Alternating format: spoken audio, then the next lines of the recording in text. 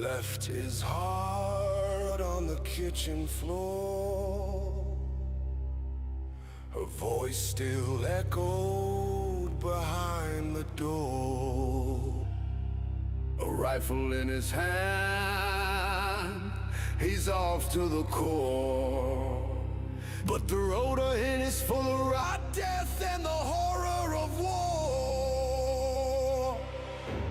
Marching into hell under fire and screams, tearing the threads of his fragile dreams. The man may survive, but not who he was. The war takes its toll without fangs or claws.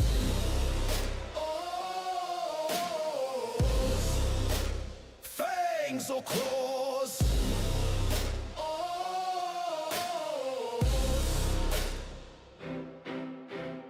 Mud in the boots, blood in the eyes. The heavens above turn to my only prize. Every step taken, every enemy slain. Each memory is fire, death, fright, or pain. The sky turned ash with earth and stone. A terrible hymn filled with dread, down to the bone. Marching into hell under fire and screams, tearing the threads of his fragile dreams. The man may survive, but not who he was. The war takes its toll without fangs or claws.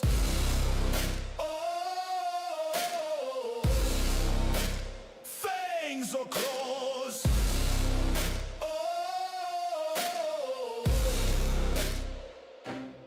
So many souls dying, screaming, writhe in the dirt, buried in sorrow and woe, an eternity of hurt. The hollow, devoid, no soul left behind. A man once, never more part of mankind. Oh, part of mankind.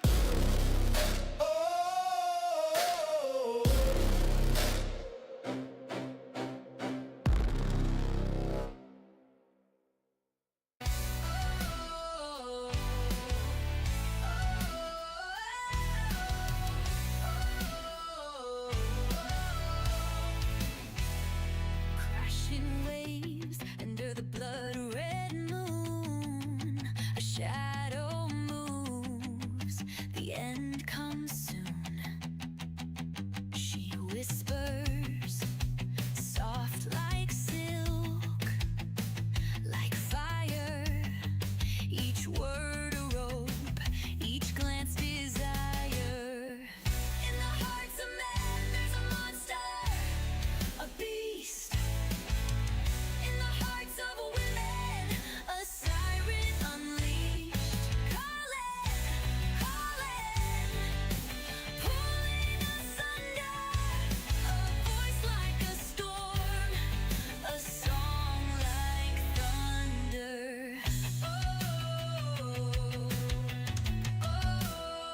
The shore is black, the sky won't cry. Breath of salt, the echoes lie. She hums a tune that breaks the night. A curse of beauty, a deadly light. No escape, no way to fight. Her melody blinds, steals the sight. In the hearts of men there's a monster, a beast.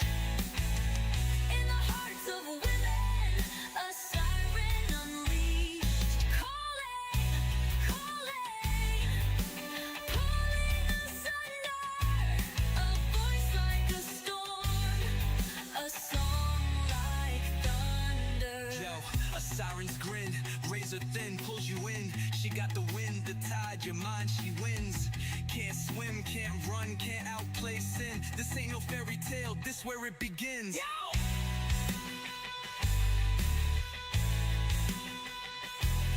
Yo. Yo. A siren's grin, razor thin, pulls you in. She She got the wind, the tide, your mind. She wins, can't swim, can't run, can't outplay sin. This ain't no fairy tale, this where it begins. In the hearts of men, there's a monster, a beast. In the hearts of women, a siren unleashed, calling, pulling us under. A voice like a storm, a song like thunder. Whoa, Yeah, whoa, Duncan. yeah.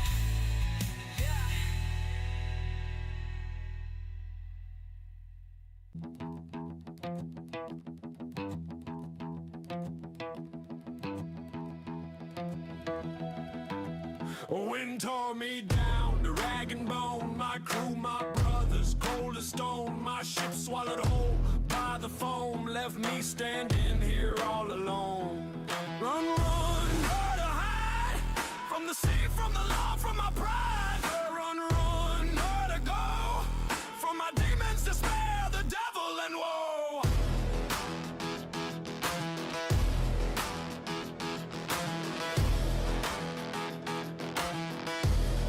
Hounds on my tail, hands to the sky. Only a knife and a prayer, them guns run dry. Cold men grin, they laugh before they cry. Slaughter echoes in the night as they die. Run, run, where to hide? From the sea, from the law, from my pride. Run, run, where to go? From my demons, despair, the devil and woe. In the shadow of evil, it touches my soul. Forever cursed, it will destroy me, it will take its toll. A new adventure, off I go, I'm enrolled, and darkness is the goal. Run, run, where to hide? From the sea, from the law, from my pride. Run, run, where to go? From my demons, despair, the devil and woe. Ragged, ruin, I'll run on hate and guile. Every shadow, my chance, a life of denial. Full of murder and plunder, oh so many trials. Where can you go, you can't reconcile. Body after body is so vile, stacking them up, so much bile. Mile after mile, they call me pirate, fugitive, exile. All the evil I've done with a smile.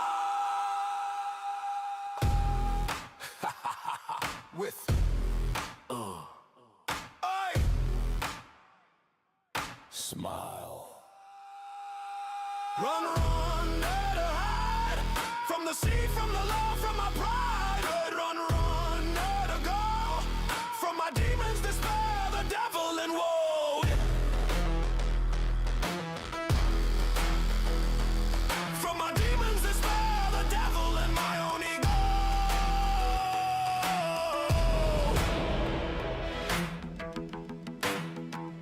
My own ego.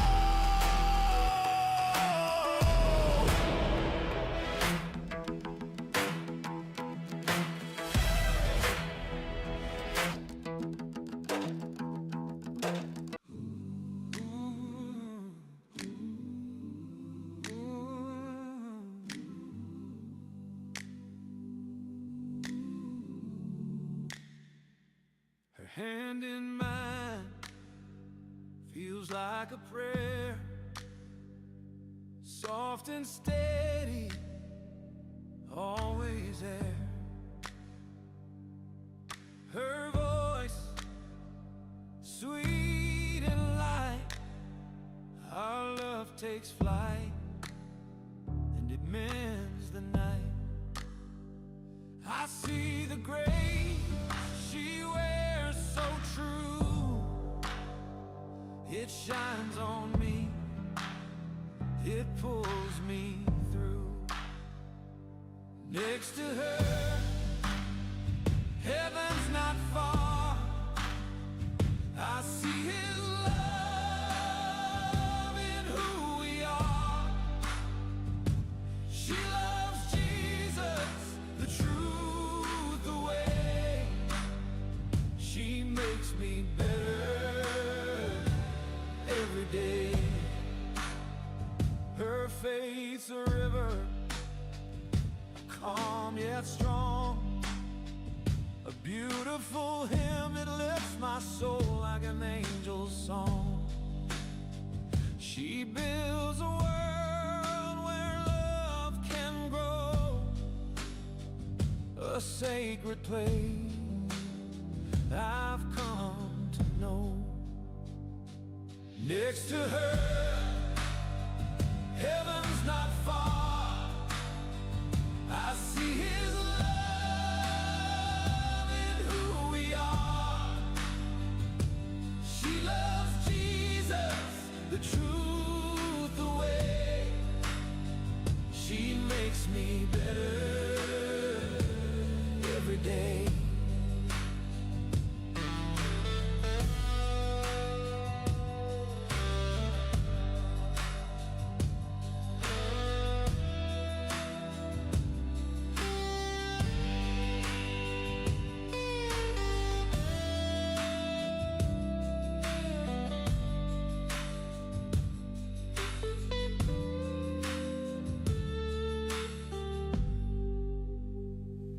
Next to her, heaven's not far.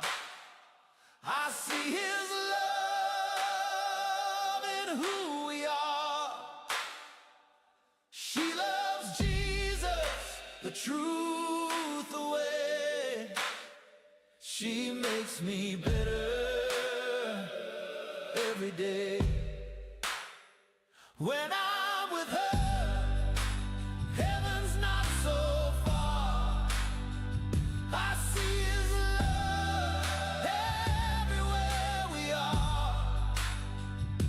She loves Jesus, the truth, the way. She makes me better every day. She makes me a better man every single day.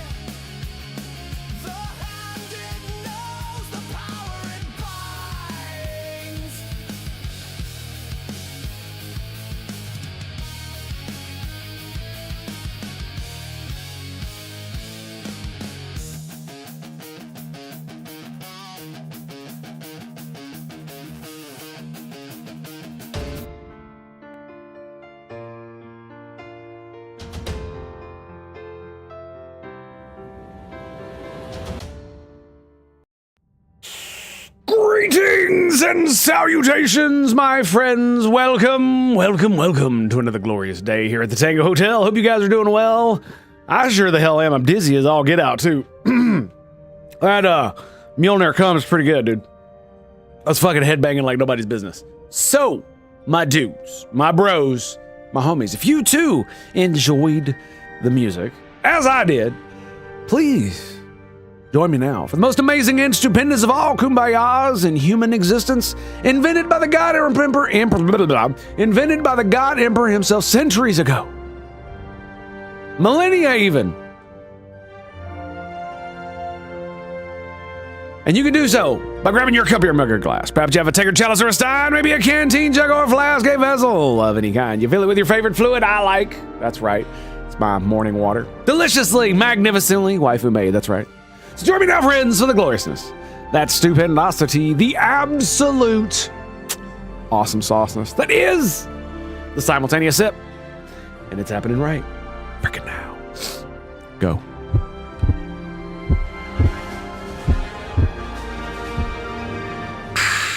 Joker! Good to see you, buddy. How you doing this morning? Hope you are well. Morning. Getting on a bit, ain't it? Later and later every day. Oh my goodness. Okay, so we are at the end game. Oh boy. Here we go. I still don't have a Borg voice. Did they ever get one? Let me look here. We search. Since we're just now starting. Really? There's not a search bar? What? You're kidding.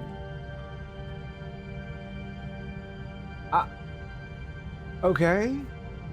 That's weird.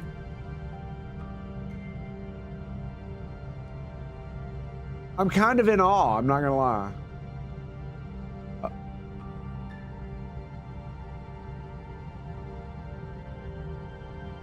Sorry about that. I accidentally changed it. So, I didn't notice this, but there's no search bar. So you can't actually search for a specific thing. You just have to scroll through the thousands upon thousands upon thousands. I'm a dummy, there it is. I was like, there's gotta be a way.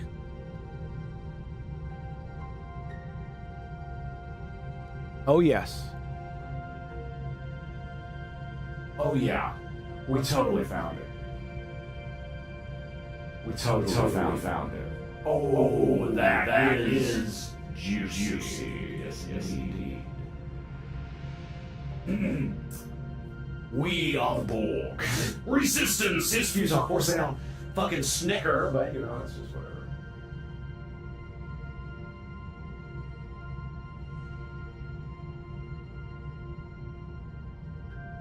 Okay, it's on there. Sweet. There we go. All right. To the end game, boys. We're at negative 18 power. Does that even matter? One would assume not. What's going on the ship? Okay. We got all of these cargo bays off. We can turn the observation lounge off. I want to keep the RU facility on. You guys aren't doing anything. Are you doing anything? You're on hull repair. We're not building anything at the moment. No, we are not. We turned off the hydroponics bay. Nice. Well, let's not do the shuttle bay.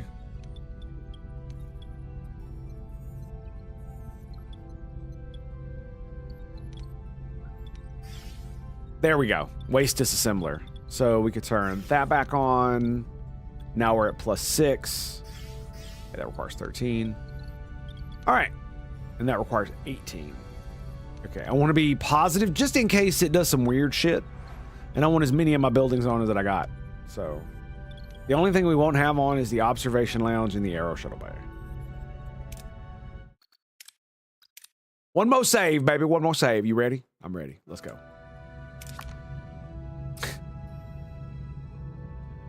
For some time, and you may not be able to return to previous activities. Advance when ready. Click. Let's go, baby. Time to give the Admiral's gift a proper field trial. Helm, take us in. All hands, battle stations. Fuck yeah, dude.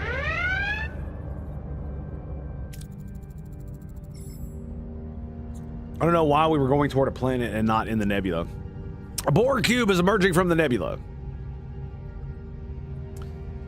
Voyager, a speck against the colossal bulk of the cube, guarding the entrance to the mysterious nebula. Against such a behemoth of the collective, the resistance would indeed be futile. Their weapon systems are offline. They appear to be waiting.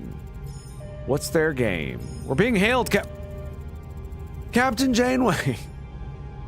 And an iteration from your future. Advance to the rank of Admiral.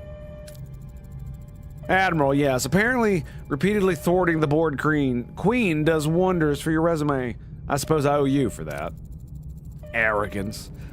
A constant in your temporal iterations. Janeway, your future technology is irrelevant. Will not protect you. Attempt to access our nebula again and your vessel will be eradicated. Consider this your final warning. Oh, we're gonna talk smack? Oh yeah, definitely. Here's another reason to talk smack. Why did the Borg even communicate with us other than to give us the resistance is futile? Why is she telling us to leave or we'll be eradicated? Why not just do it? Not like she doesn't have the power, right? If you've got the power, why would you negotiate?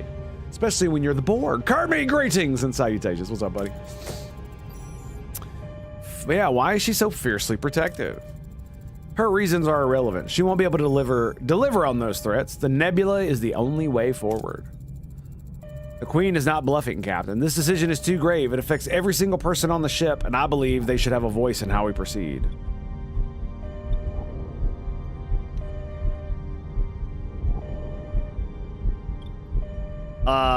No. The Captain alone decides. Head into the nebula. All hands, prepare for battle. Give them a taste of 2404.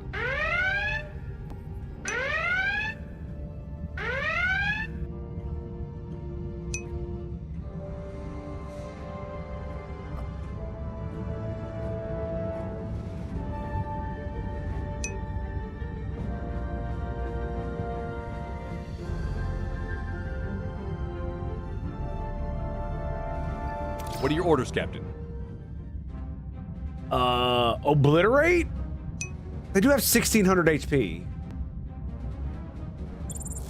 Yeah, that's kind of weird. Not gonna lie. Moving to attack the front, Captain. All right. Okay. Let's pop the shield generator. Ability ready, Captain. 5 Ability ready, fouls. Captain. Look how far we are away from that damn thing.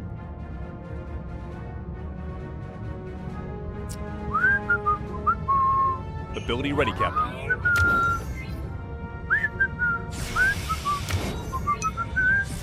I guess they had to make the range much. We're Ability like ready, we're like Captain. almost 1,500 more than what we normally get. Do we just pin their shields? Oh wait.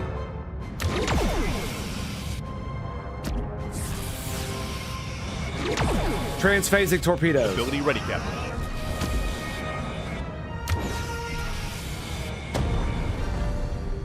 I forgot. I'm just supposed to shoot the torpedoes. 'Cause duh. All other approaching vessels are retreating.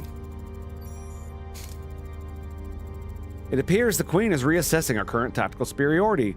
We should anticipate rapid adaptation. Then let's not give them the chance. Helm, full impulse. Oof. Oh, sexy. So sexy.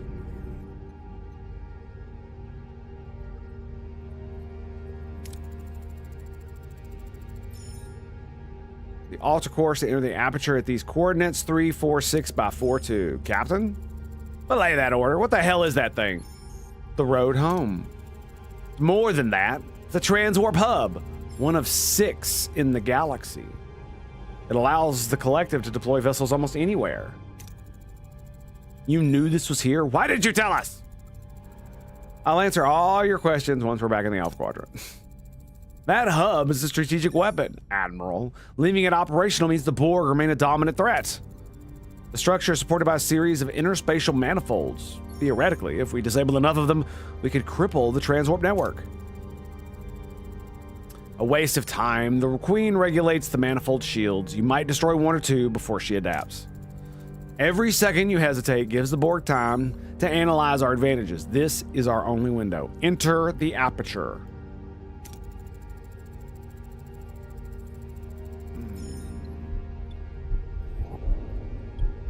Oh, you gotta be fucking kidding me.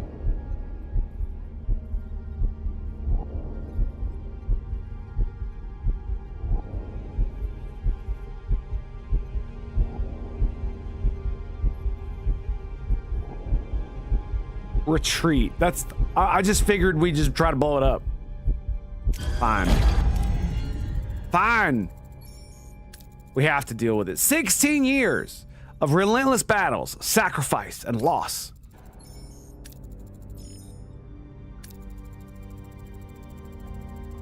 Ooh. Ooh. 3 years from now, 7 of 9 will sacrifice herself on an away mission. Her loss will haunt the entire crew. Tuvok will succumb to a degenerative illness that will rob him of his mind. Something easily treated back home. Chakotay will make a fatal mistake. It will cost him his life and lead the crew in shambles. Tom will go reckless, feigning immortality. He'll crash a shuttle and end up a cripple. Damn! Harry's optimism and spark will erode. He'll make it home, but the real Harry, the one we knew, will be forever lost in the Delta Quadrant. Rainbows and sunshine, ain't she? B'Elanna will be consumed by anger and guilt. She'll take a shuttle and leave, believing she's protecting us. Ah, I know what that's about. The Doctor will reach Earth, but every life he failed to save will become a mental prison, trapping him in an endless loop of regret. Kess will pass peacefully, yes, but long before Voyager reaches Earth. You'll become obsessed with reaching Earth at any cost, risking lives, alienating the crew, taking chances. You will make it home, but the victory will be empty without them by your side. You will regret it forever. Borg vessels are approaching. They're encircling us. Your future technology is impressive, but ultimately insignificant. We will assimilate your gifts, and then we will assimilate you. Battle stations! Oh, please. What are your orders, Captain? You may fire when ready.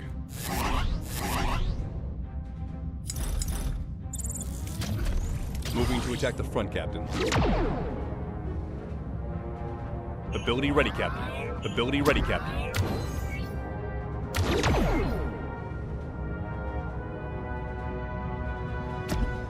Boom! Shield generators are down. Ability ready, Captain. Come on, Ability ready, Echeb. Captain. Nice.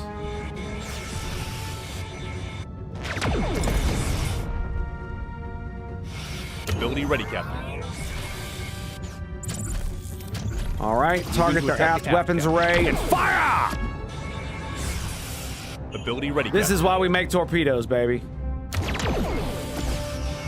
Ability ready, Captain.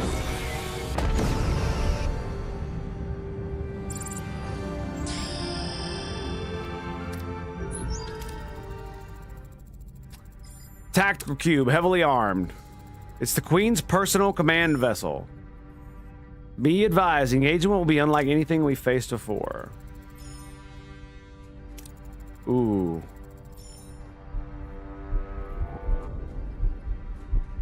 Fight the queen and go home. No, I want to destroy the hub. I'm absolutely going to destroy the hub.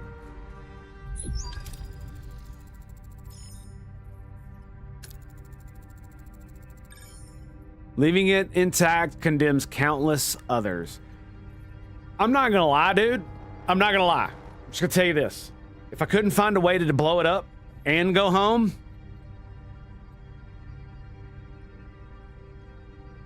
I'd ram the ship into it.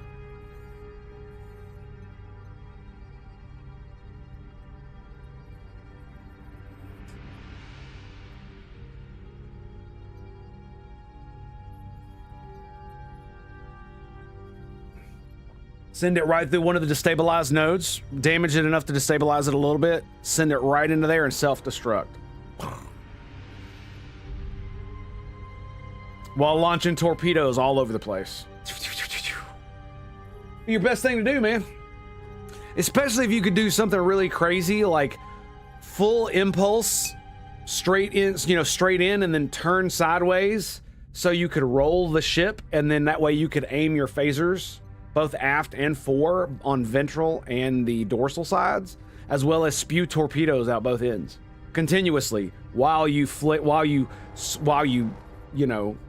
at your previous full impulse speed fly straight toward the opening. Engage it all alone? We're gonna find out. Despair and death! Borg keep approaching. They're not letting us get away.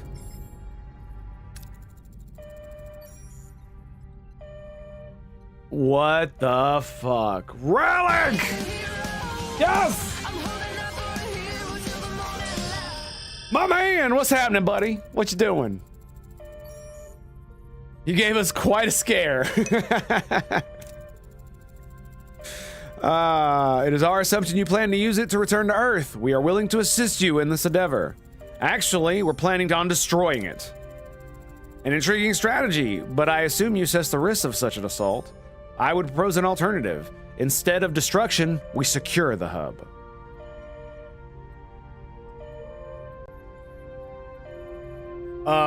What? Excuse me? Considered seizing the hub, but concluded it was not viable without Voyager's. With Voyager's assistance, however, our analysis changes. We could use the hub to liberate Borg across the galaxy. It would be a significant blow to the Queen. You, in turn, could use it to return home. A mutually beneficial plan.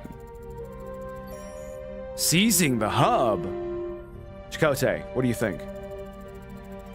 The hub is a threat, it must be neutralized. Whether we destroy it or occupy it, our actions must serve the greater good of the galaxy. Sometimes the man's a pussy. Other times the man gets right on the fucking mark. I'll spare you the false sincerity, Mr. Rallick. What is your strategy for seizing the hub? Your rebellion, to my memory, is still in its infancy. This sounds like an amateur plan, and I will not risk this crew on such a foolhardy endeavor. Curious. 2 captains. An unexpected asset. Just ignore her. Honestly, I'm surprised that future Janeway is being so brazen, considering how well she knows herself. She comes from the future where principles are apparently nothing more than pesky suggestions. So what's the plan? Our assessment has identified 3 viable approaches. First, military engagement. We would launch an overwhelming attack with our awakened fleet and Voyager as the nucleus.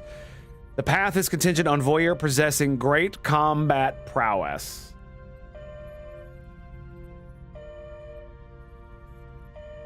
Oh yeah.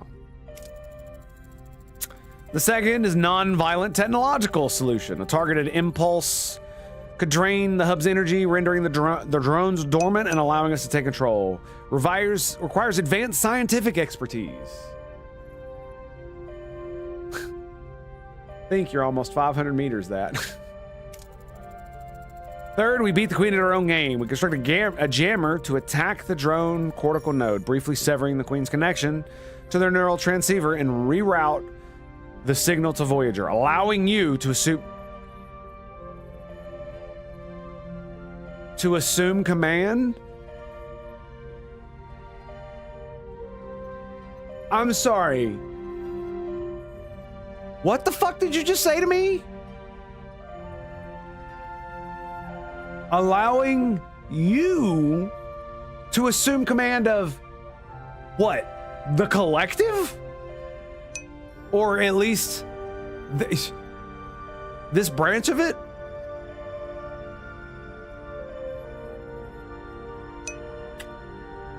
Be the new Borg queen. I mean, I'm not gonna lie to you, bro. If I specifically were given this opportunity, I would probably take it. I already told you I would Borgify myself for the greater good. I don't want to look like them motherfuckers, and I don't see why you have to. That's retarded. But I'd still do it. Glory to the Emperor, exactly. And so would I take control of the Borg collective for the greater good of the galaxy? I don't know. Sounds a bit too much. Live long and prosper. We are the Borg. Resistance is futile.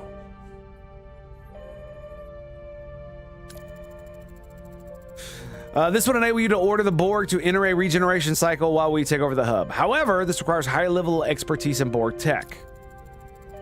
The approach is within your capabilities.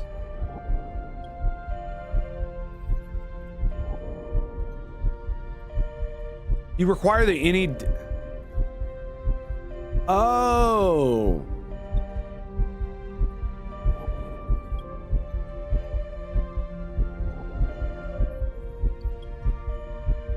I see. So you need the energy dissipator.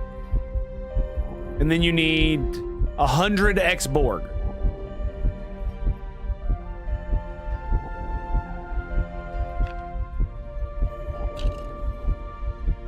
Damn it, Bobby.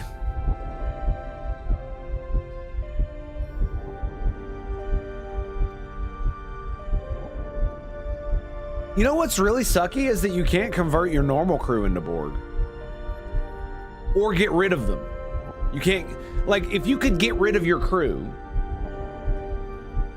that would be, like, there should be places in the game, like in every sector, where you can ask the crew if they want to leave. Ask the crew first? No, this is a choice. See it's yellow in the heartbeat? That means this is the content. If I do this, I won't get to choose. Whatever they say, we'll do.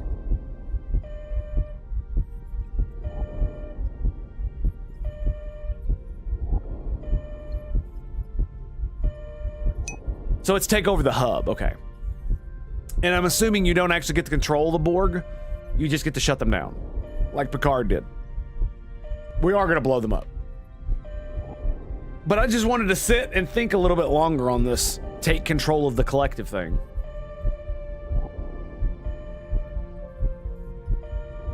Because it's one of those things, like if I were able to remain who I am while being in control of the Borg,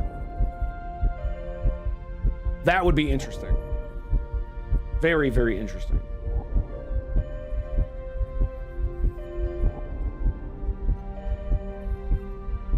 I imagine that if I did such a thing, the Borg would probably no longer exist.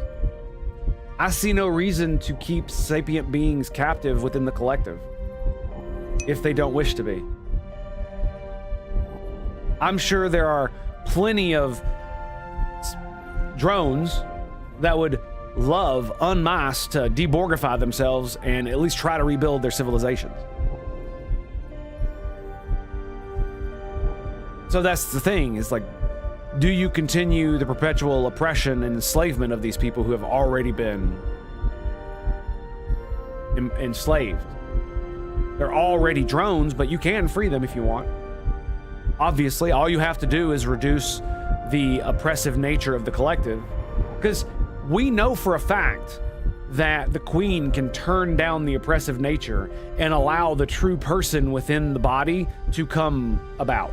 We know that she can do this. So we know that she could do this to the entirety of the collective.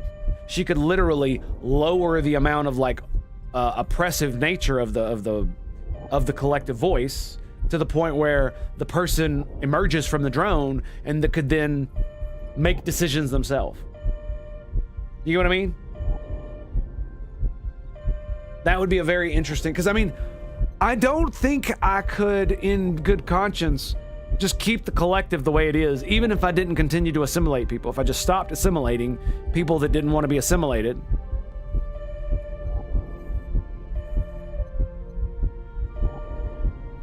I mean, other than that, it's a giant computer and military force, and that's about it.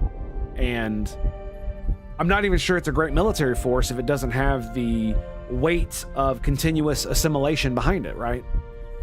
So if you did not continue the conquests of the Borg, then you would not be able to sustain the Borg as a military power, even if you wanted to keep all the drones enslaved. And it's entirely possible that a good portion of the collective would remain. There's a Star Trek game literally called the Borg Assimilator. Oh yeah? No way. Is it on Steam?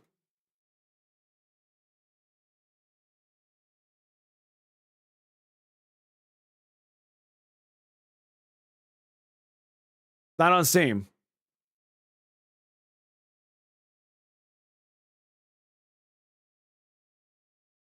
Escape from Borg Mountain. That's funny.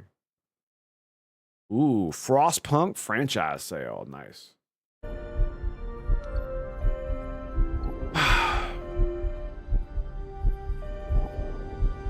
So in the end, if I am to be a moral person and not a tyrannical despot, then the only outcome that I can truly foresee is if I were to take over the Borg Collective, is the Borg Collective would probably dissolve. Maybe not. Like, considering that Rallick and his minions and his people who are free are remaining in their Borg things and using Borg tech and manning Borg ships, and many of them, you know, are doing that. I imagine that there would be quite a few within the collective that would want to remain what they are and simply just continue to be Borg but be free and do the things that they were doing before, if not more so. It's hard for me to know, because you got to remember, many within the collective have never known anything other than the collective, right? 7 of 9 being a very good example. Now imagine you were a maturated Borg.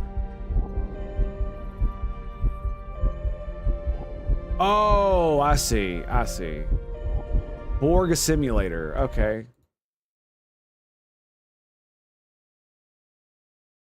What the fuck?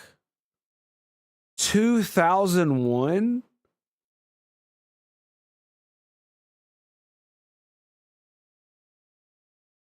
Bro.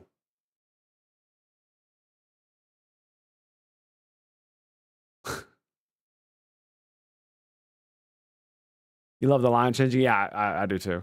That's why I turned it on. So the single player campaign to feature 12 levels, acquiring enough territory and tech to develop a stable Omega particle. Wow.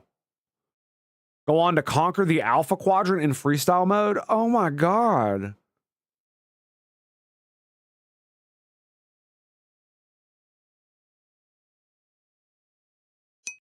What the fuck? The game design did not reflect the established Star Trek universe.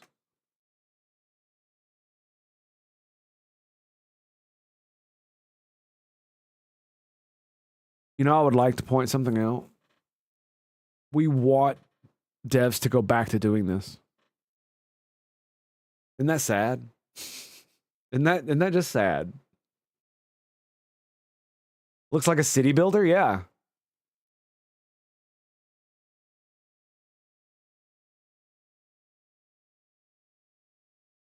Yeah, I'm pretty sure that's what it is. It's like a city builder or like an RTS. World building simulator. Strategy game. Build empires through a simulation.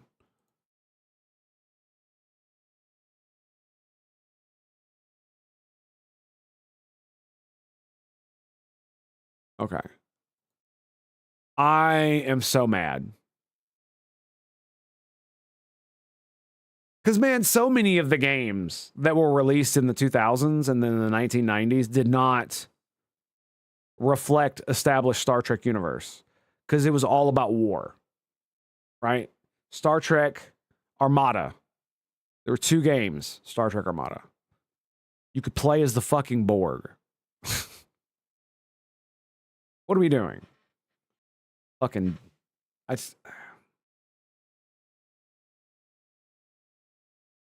Yeah, the Borg were in an alliance with the Romulans. I want to say that again. The Borg were in an alliance with the Romulans. So not only are the Romulans fucking stupid, but until Janeway did her thing with Voyager, they're not supposed to negotiate. That's just how they work. There was no reason to do so. And do you know what they did? Well, in the book that William Shatner wrote, guess they brought back William Shatner. And what did he do? Oh, he went and hunt down all the TNG cast, because of course he did. First Star Trek book I ever read, by the way. I forget what the fuck it's even called.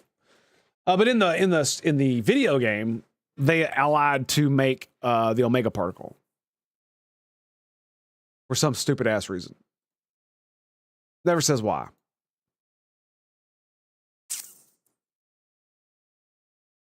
Nice. Okay. All right, so I guess we're going to blow everything up. Sounds good. We will take the hub by force.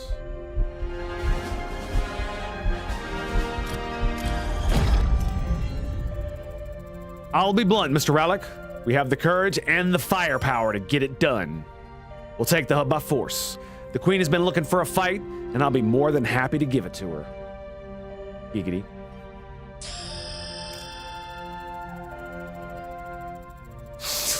I knew we were kindred spirits, Captain. This is a battle we will fight together for the liberation of millions and for your journey home. I'll admit I'm impressed. I never considered that option in my time. However, my approval comes with a contingency. If this plan fails, if the crew is at risk, all bets are off. I will get my crew home, no matter the cost to your rebellion. Admiral, your approval isn't a factor here. This is my crew, and I'll make the decisions that affect our future. Biatch. Okay, so prepare the Voyager for the final battle. All right.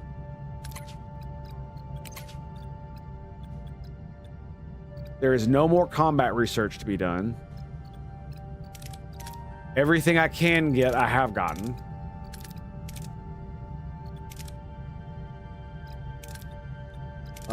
This is all rewards. Morale bonus. Okay.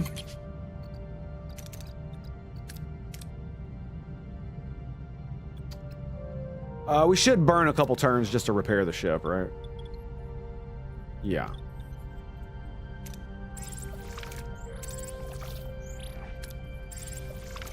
And skadoosh. Okay. Shut down all of those because we don't need them. Yeah, we turn on all sick bays. All right. We are going into battle. Let's fucking act like it, shall we?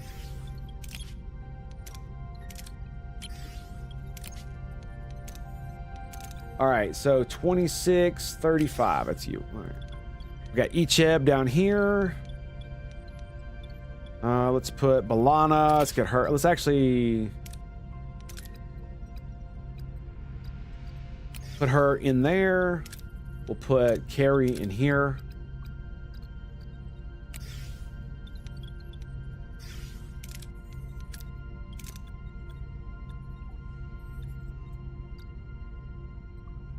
She's got engineering and phaser. Okay, you can't be in those. So I guess we'll put her here. Yes.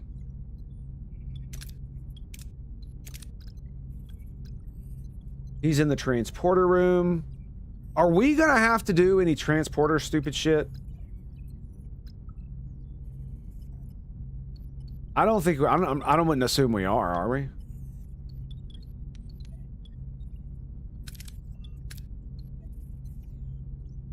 Got 71 phasers. He's got 66. So his is lower than hers. Hers is 63. Higher than hers. Possible. A Civ game in the Star Trek universe? Dude, yeah, that would be so good, dude. Especially, like...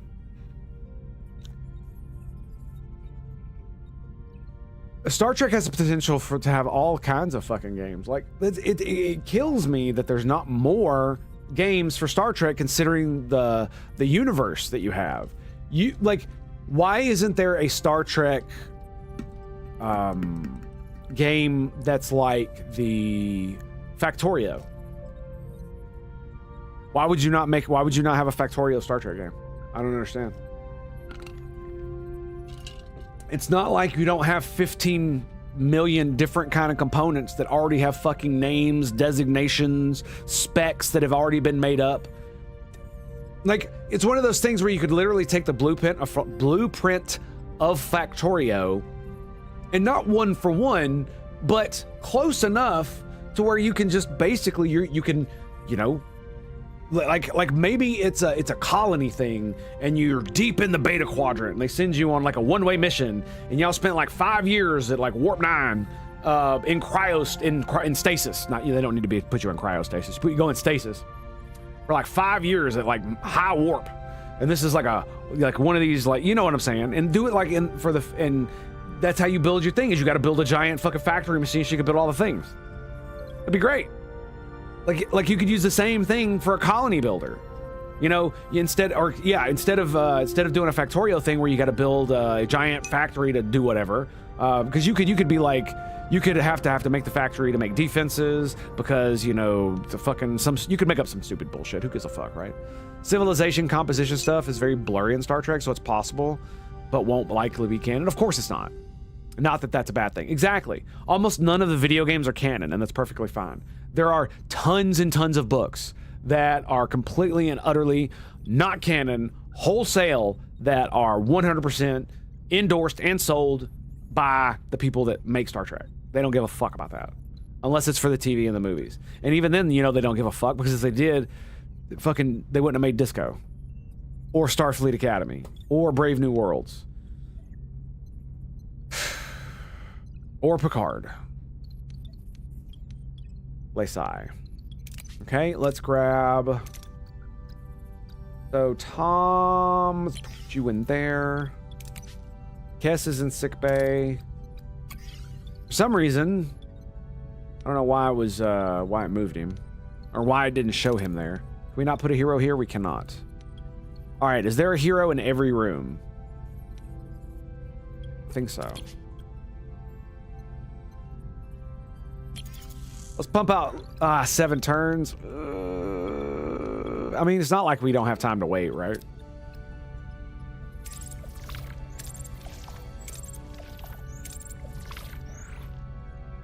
Okay.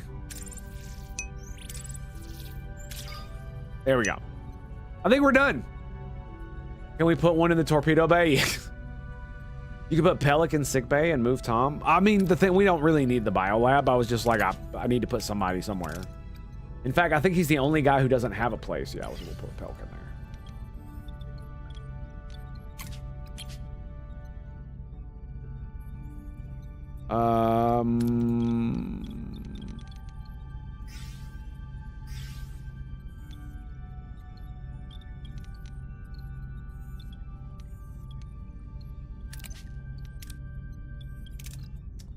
Shuttle build speed.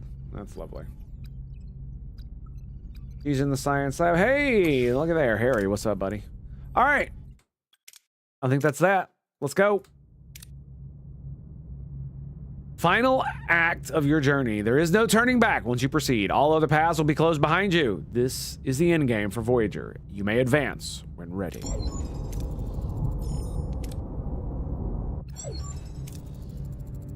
Fleet is in position, Captain. Captain, we await your command. Understood. Red alert. All hands to battle stations. Mr. Alec, we're with you. Let's show them what we've got. Strange, no welcoming committee. My analysis indicate they are aware of our presence and are maintaining tactical distance. Undoubtedly a trap. As long as they're not actively engaging, we make way for the hub. The Queen must be expecting us. Begin the swarm maneuver, but keep your distance. We'll hit them with the full-scale assault. Hold your fire until I give the signal. Hub in sight, Captain, and a tactical cube is guarding the hub. Weapon systems charging. Captain Janeway, you return to challenge us. Predictable, futile. We have already adapted to your future admiral's advantages, and your new allies are irrelevant as their rebellion. You have simply brought them to their own destruction. We're full of surprises, Your Majesty. Underestimating our will has been your recurring system error, not ours. Your will is a primitive algorithm. Oh my god, they're just talking shit. Weary, we will not assimilate you, we will simply erase you. Ooh, you made the bitch mad. Borg ships are coming in from every direction. Mr. Rallick, it's now or never. Let the end game begin.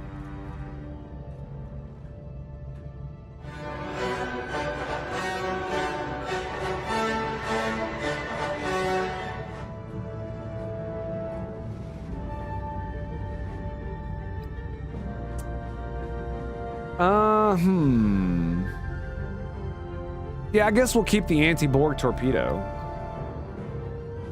Yeah, this is the best, basically. What are your orders, Captain? Setup, so. Orders go for Zim weapon. Moving to attack the front, Captain.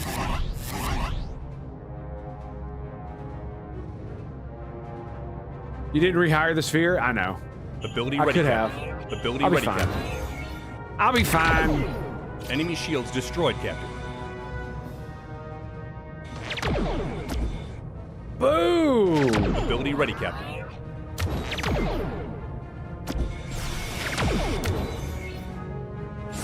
Ability ready, Captain.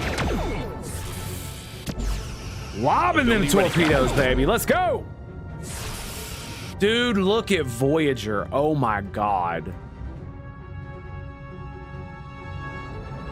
Dude, that is so sexy. I hate the fact that the zoom in point is behind the ship and above it. That kind of sucks. What's up, baby?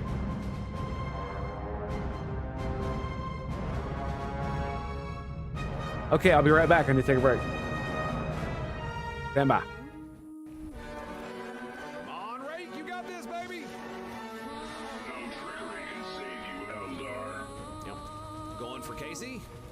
Yes. Wow. We have injuries. 12 crits. Wow. This is fire. All surviving XCOM operatives are secure.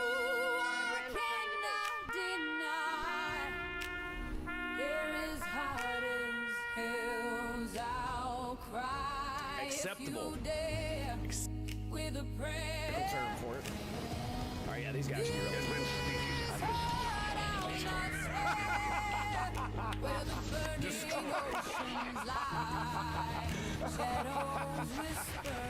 Oh, that's just too good, man. Oh, that's too good.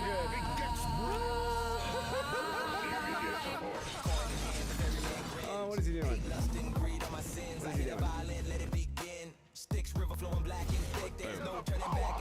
Feel the power of the Templar! Summon the lightning, Mr. Wizard! Oh god, here it comes, here it comes!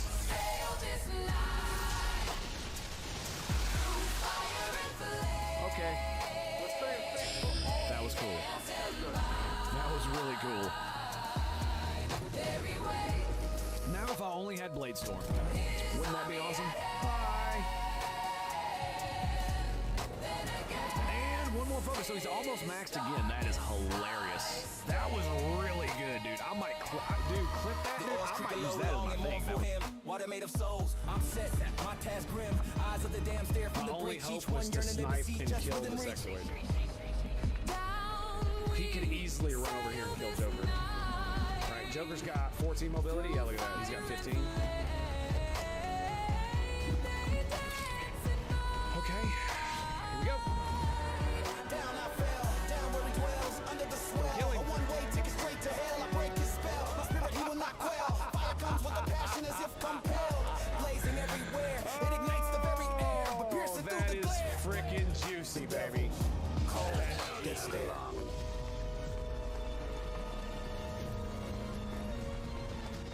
Did he just? No, he's With bleeding a out. fiery Okay. crown, a tower of bones, I will not break or bow down to the prince of darkness and fear. Through fire and flames he shall appear. Full of light, a terrible sight to fight. Test our might that and is push even back worse. against the night.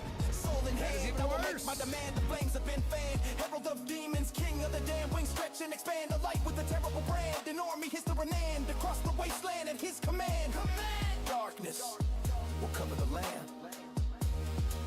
There he waits, his army at hand.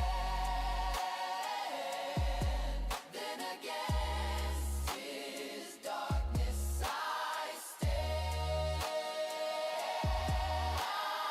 He is a soldier.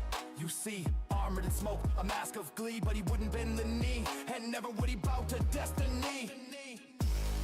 Down we sail this night. Oh my God! Come here, bitch. There he waits, his army command. Then against his darkness That's it, boys.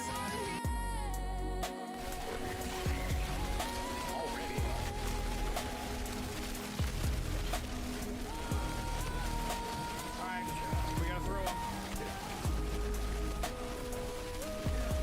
You little bitch. Ow. I pressed the wrong button. I literally. I'm gonna have to change it. I'm gonna. It works. It freaking works, man. That's crazy. I don't think I can get behind him.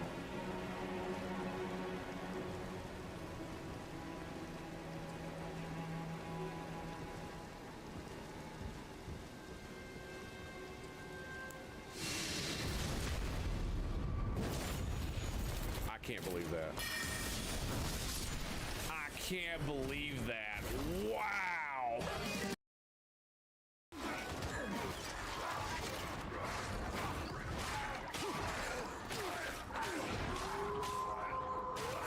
Your rage was not enough. Damn right.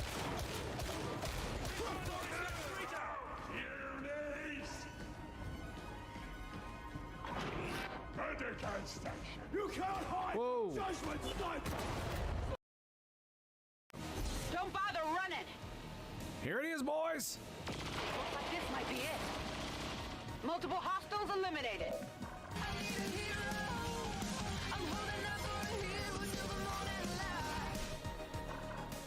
Holy shit! Wow. That's 1, 2, 3, 4. That's at least 4 deaths. That's a quad kill, baby. Oh my god. Yeah. Yeah, and look, she damn near killed those guys too. Holy shit. How dare you attack?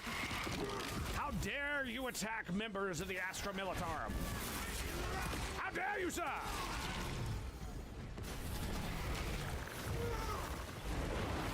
Yes! When they said the Emperor protects, I bet you didn't expect a fucking Space Marine, did you? Get us this ring!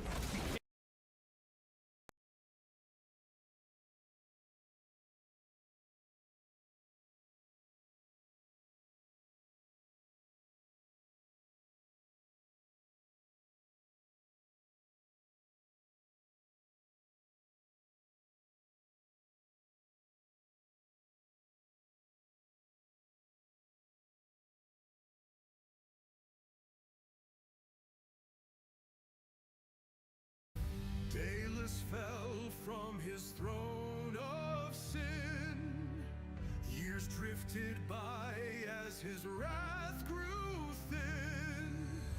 The gods they watched from their skies so high.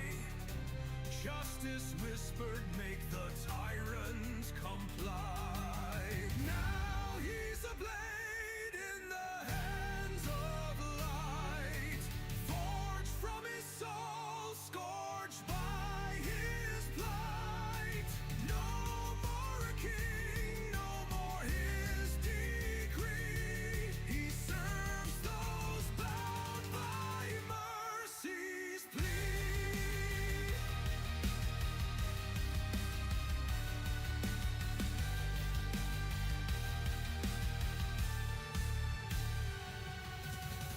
His crimes etched deep across the steel. Each sharpened edge, the pain he'd concealed. The conqueror bound to an eternal fight, striking for those who've tasted the night. Now he's a blade in the hands of light, forged from his soul, scorched by his plight. No more a king, no more his decree. He serves those bound by mercy's plea.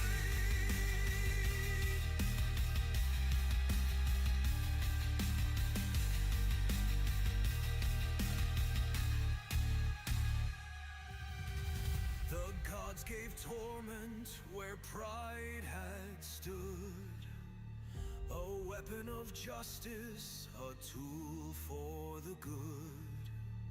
The aged emperor knows his fate so grim, every swing his past condemning him. Now he's a blade in the hands of light, forged from his soul, scorched by his plight. No more a king, no more his decree. He serves those bound by mercy's plea.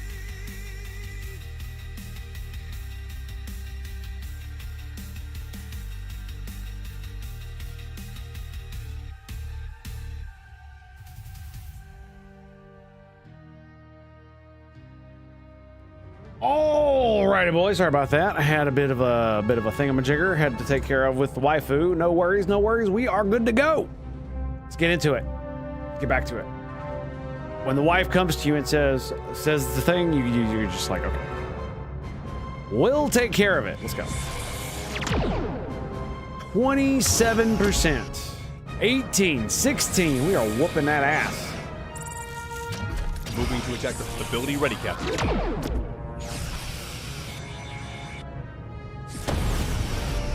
Didn't even need the last torpedo. That's fair. Successfully neutralized, Captain. Our allies are holding the line. Got a second wave. They're coming fast from all sides. Wow. What are your orders, Captain? 12K. Moving to attack the front, Captain. Okay.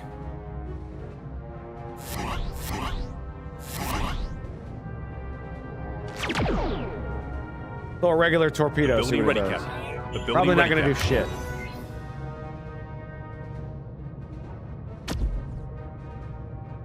Yeah, 10 damage to his Enemy shield. shields destroyed, Captain. There it Ability is. ready, Captain. No shields for you, bitch.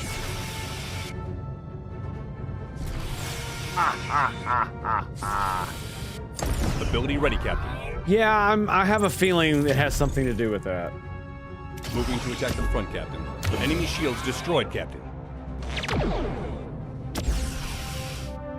Okay, we're on the side, so Moving ability Keep ready, hitting. Captain.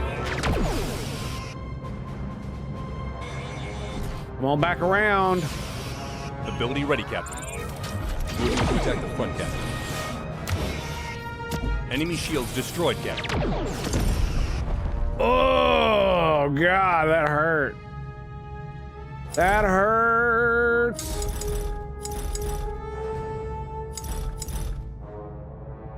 So they're both 3,000 away. I'm going that direction, so Moving to attack the front, let's take Captain. that one. Ability That ready, board Captain. cutting room is coming in fucking handy, ain't it? Eating them the fuck alive. Ability ready, Captain. Enemy shields ability ready, Captain. Oh, the pre-launch torpedo! Look at that! Oh, right before it hit him, boom! The shields go down. Woo-hoo-hoo. That was an anti-Borg torpedo too, little bitch. Enemy shields destroyed, Captain. There it is. Okay, this fucker. Moving to attack the port side, Captain.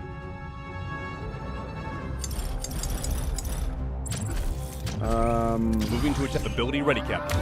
Ability We're already ready, on the Captain. port side. Now we're in front. Moving to So attack the front, stay Captain. here. Keep going forward, Tom. Enemy shields destroyed, Captain. Boom! Oh, fuck! Right in the face. Shot right on him. Ugh. Ugh. Moving to attack the front, Captain. Ability ready, Captain. We're at 1,600. Enemy shields destroyed, Captain. Not quite as clean that time, but not bad. Moving to its ability ready, Captain. Enemy shields to ability ready. Boom! Fuck yes, I love doing that. Moving to attack the front, That's so sexy. Captain. Enemy shields destroyed, Captain. Oof.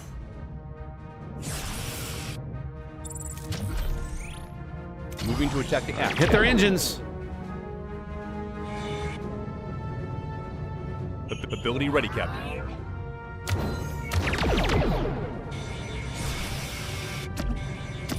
Oh, fuck. That was, oh, that was Moving so to attack the front, good. Captain.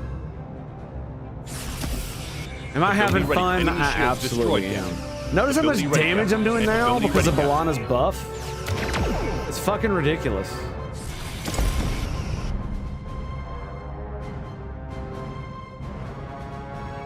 They just can't handle it, man. Like, he hasn't even taken any damage. I've taken 4% hull damage. Ability ready, Captain. This is just ridiculous. Moving Yeah, hit to the attack one the for it. starboard side, Captain. Enemy shields destroyed, Captain. Enemy shields destroyed, Captain. Boom! Oh, Ability ready, Captain. sexy. Ability ready, Captain. I love it. I love it. When you launch the torpedo while they still have shields, and then just comes out of your ship, and then they have no shields. That disruptor, baby. Second wave have been neutralized. Rallick's fleet is taking heavy casualties. Doesn't look like it to me. Do not believe they can sustain this for much longer. Tactical cube is coming straight for us. It's coming right for us. She's not sending any more cannon fodder. You wanted to make history, Catherine? Now's your chance. Don't disappoint.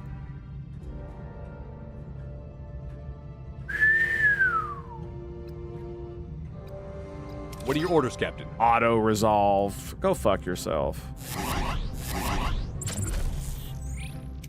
All right, Moving we'll to take out attack the the shield front, generator Captain. first. Ability ready, Captain. We got 30 torpedoes. ready, I'm Captain. absolutely just gonna lob the fuck out of these. Look at that Ability ready, shield Captain. pin, baby. Moving to attack the front, Captain.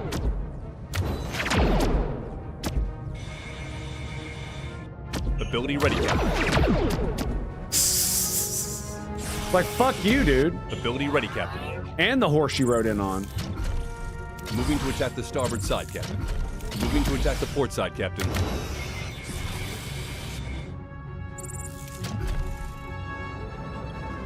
Moving to attack the There we starboard go. side, Captain. Oh, it's turning with me, is it? Ability ready, Captain. Ability ready, Captain. Interesting how the shields aren't going, I'm just pinning the shields. Rowlick's getting his ass kicked.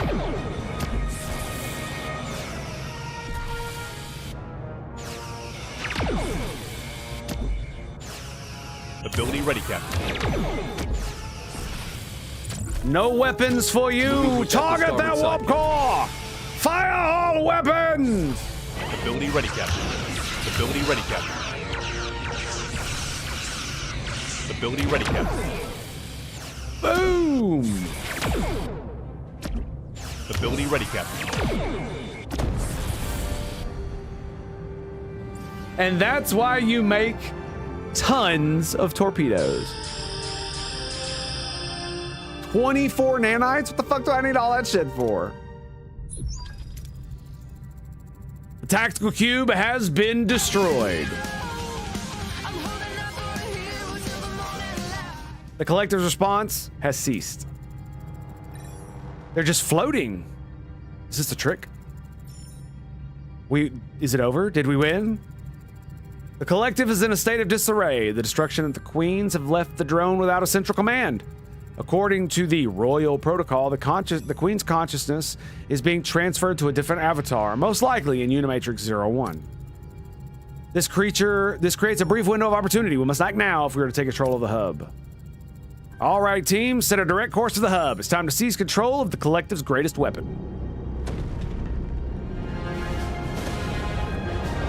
Let's go, baby! Do we have to teleport aboard and all that shit? We're gonna have to do some of that, aren't we?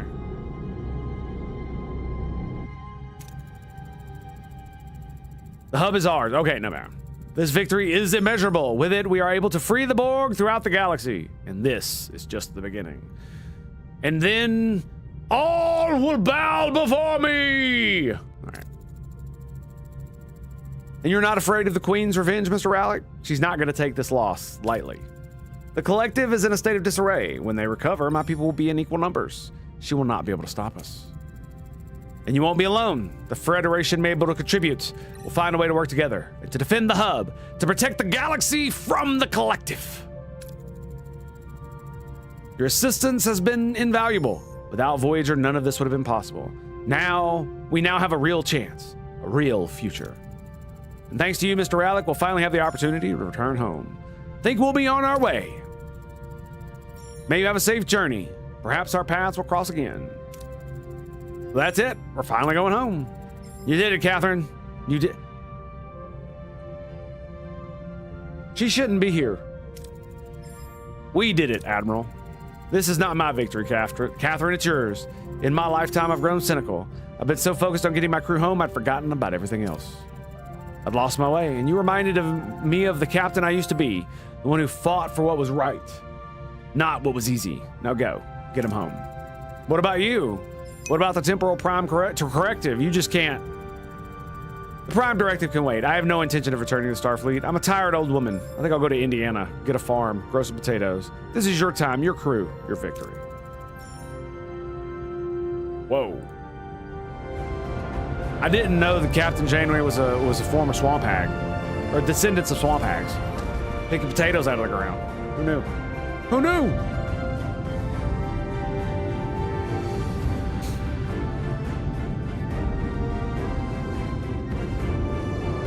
It is kind of fucked up she comes back with us.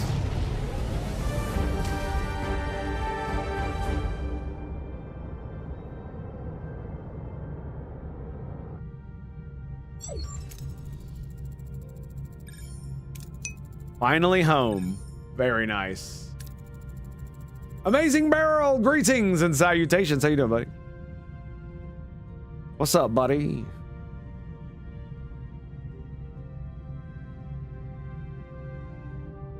Smaller than I imagined.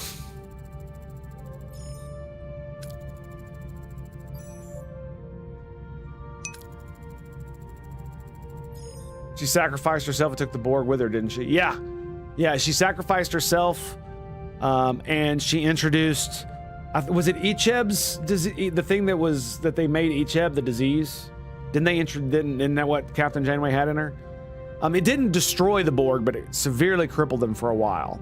They lost a ton of drones and all that other shit. It was very, very bad for them. But it didn't destroy the Borg. Neither did taking out the transwarp conduit either. You gotta remember, a cube is an entire colony world in and of itself. And it's completely self-sustainable.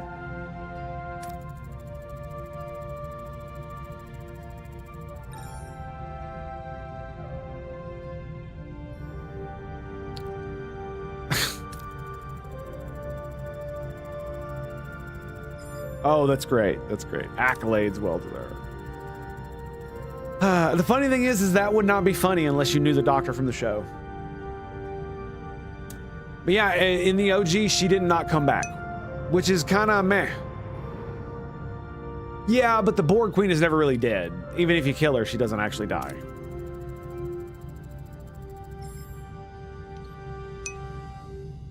If you'll indulge your captain one final moment, before we conclude our journey. Oh my god, a fucking speech. A force forged in battle.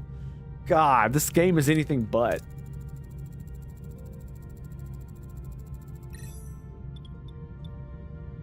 Conquered. Conquered.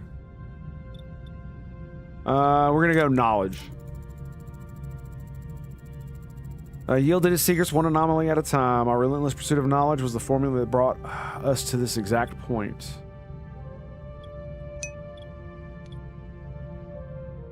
And we shall share our knowledge. Captain Sheridan Simulator? No, it's Captain Janeway Simulator. That's a good one, though. Never give up! Never surrender!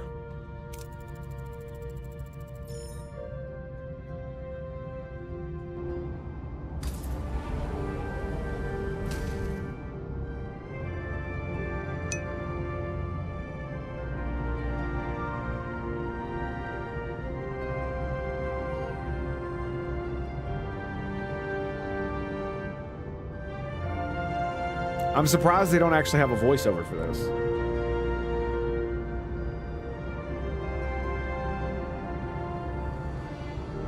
Sexy, though.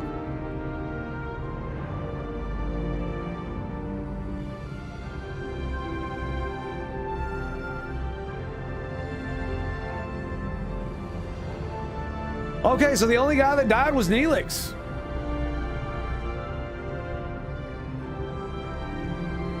Thwarting a Borg Queen does indeed do wonders for your resume.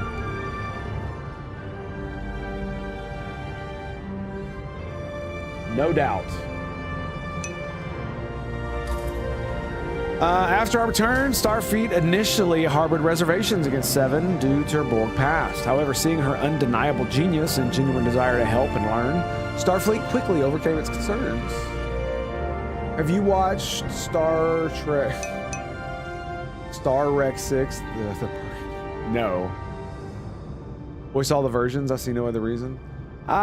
Maybe. Maybe. Blah, blah, blah, blah. Seven quickly became Starfleet's primary strategist against the Borg, spearheading the anti-Borg Tactical Analysis Division. That's what happened in the books, too. Developing countermeasures and leading the drone reclamation. Brings me great joy to see you so fully integrated on Earth, her individuality flourishing with every new experience. She's living testament to what a second chance can truly create. Upon return, Tuvok's degenerative illness was swiftly cured. That's not how that works. It's treated, but whatever. He was soon promoted to commander and serves as my chief of staff. My steadfast confidant, a bond forged through every impossible choice. Tuvok logic remains my anchor. I sometimes wonder if he still secretly monitors my caffeine intake. Captain of the Protostar. Hello. With the Maquis pardoned, Chakotay was promoted to captain, commanding the experimental USS Protostar. His mission to fix issues from Voyager's journey led to a temporal displacement for 10 subjective years. He eventually returned, reuniting with me as I commanded Voyager A to rescue him. Our bond remains unwavering, is a testament of resilience, and keeps my duties as Admiral interesting. Interesting.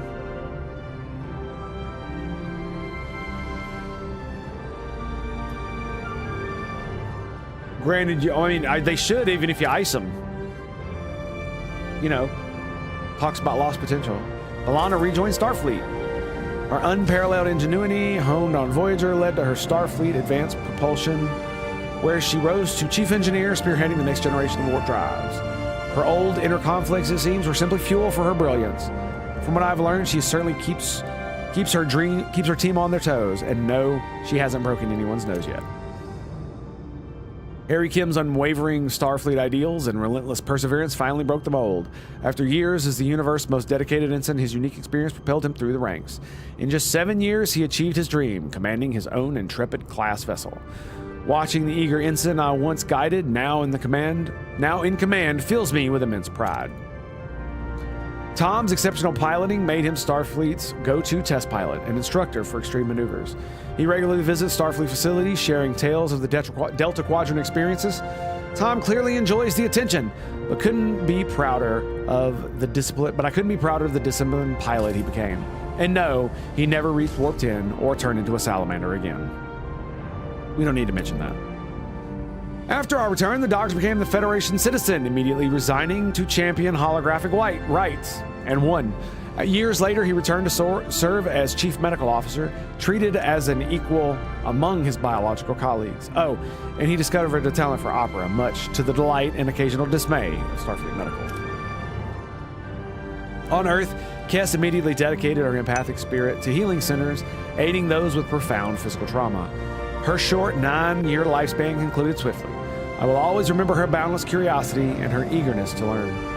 Knowing she saw some wonders of our world still brings a gentle smile to my face. 10 years, man.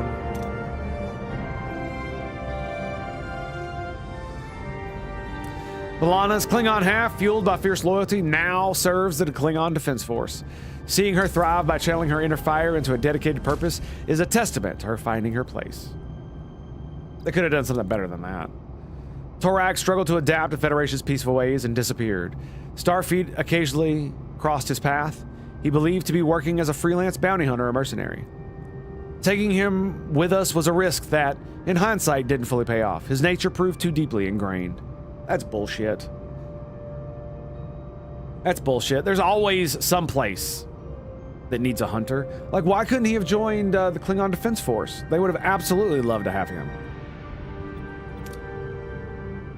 Pellick established a profitable private enterprise in a Federation colony specializing in hazardous waste disposal. Okay, yeah, whatever. How very racist. Ethical oversight dedicated to tech misuse, of course. Icheb, helping other ex-Borg. Okay. True to her word, my future self left Voyager's final descent into Earth's atmosphere. Left before Voyager's final descent in the Earth's atmosphere. She found a simple kind of peace, living under the radar of a small farm in Indiana. I visit her when I can. She's as stubborn as ever. But the only conflict she faces now is with local groundhogs. The thought is still surreal to me. My own former crew jokes that Starfleet isn't big enough for 2 Janeways. And maybe they're right.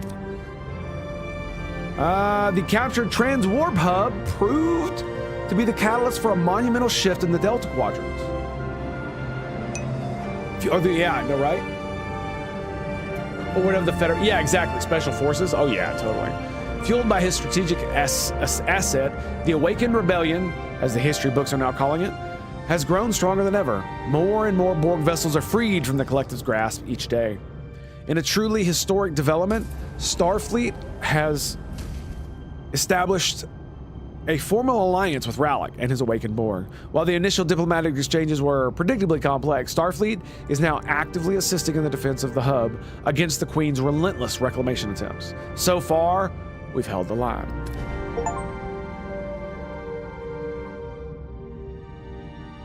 Nice. What does it say? Canon, achievements. Let's see. Reach Earth with Tom, Harry, Chakotay, Tuvok, B'Elanna, the Doctor, Seven, Icheb. Nice. Very cool. We also got the one for taking control. They say the journey matters more than the destination. For Voyager, an odyssey of family and sacrifice, this was profoundly true.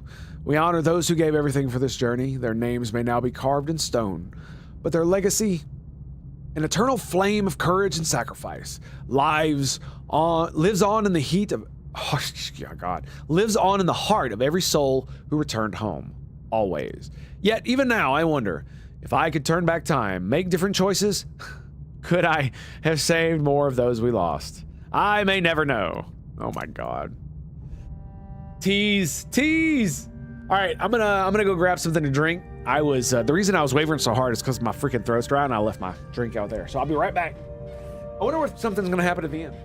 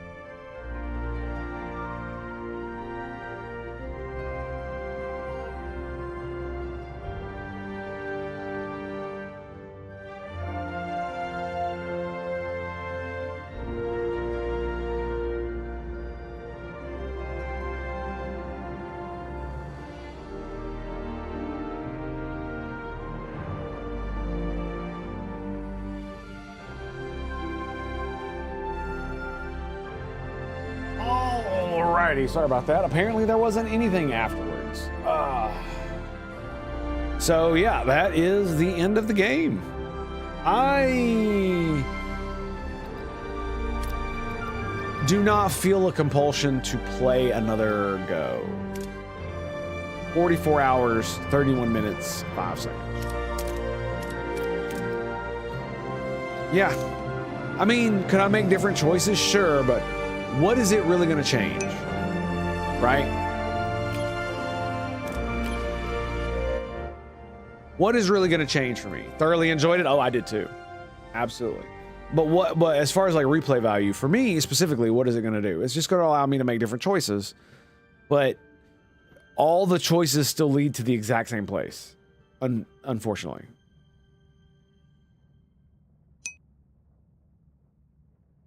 Like, what happens if you choose to find another way home? Does the game just end? Because there's no more sectors.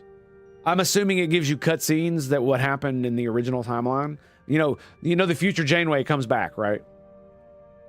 If you choose to leave home, does it give you just a bunch of the card scenes from the original Janeway came up with, where Seven dies and all that other stuff.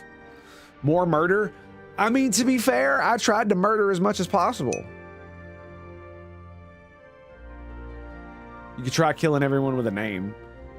Yeah. I mean, I could probably kill most people with a name. All I'd have to do is continuously fail, which wouldn't be that hard. I wouldn't think. You saw how easy it was for me to get Neelix killed. But again, that's just like...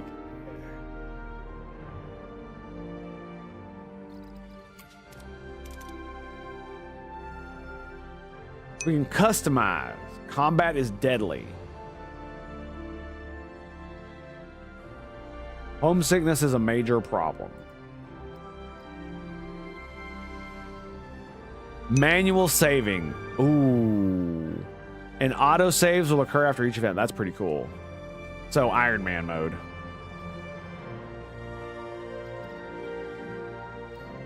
So mutiny. So you could disable mutiny. Okay. Basically making morale non-existent.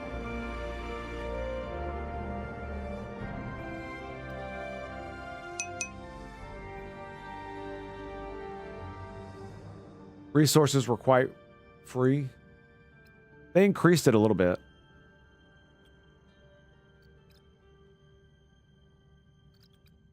And see, that's another thing. Enemy combat power. If it goes from default to strong, I usually 1.5 to most of the enemies.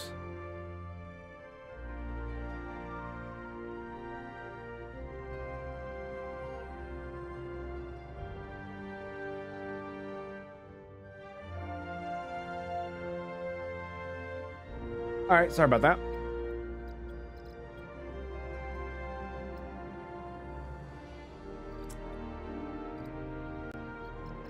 So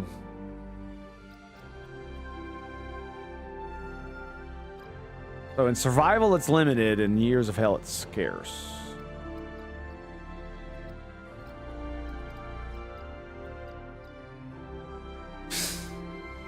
Points of interest default outcomes. Less likely, much less likely.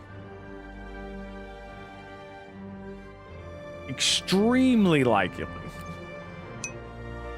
I see. So you can make the POIs very, very easy. My life to Nintendo, and this is just as good. I know what you mean, buddy. I know what you mean. And I think we are going to call it there, too. I know it wasn't a very long stream today, but, like, I'm not going to lie. I didn't want to stream. I feel like complete ass, and I have no idea why. But I wanted to make sure to get my stream in today for you guys, especially considering we're at the very, very last part of Star Trek. Voyager Across the Unknown. Very great game. Highly recommend it. I cannot say enough. If you're a Star Trek fan, this is going to be great. But unfortunately, I am not just a Star Trek fan. I am a gamer. And so because I'm a gamer, that means that a game like this, without more systems, even with the extra DLC that you could get,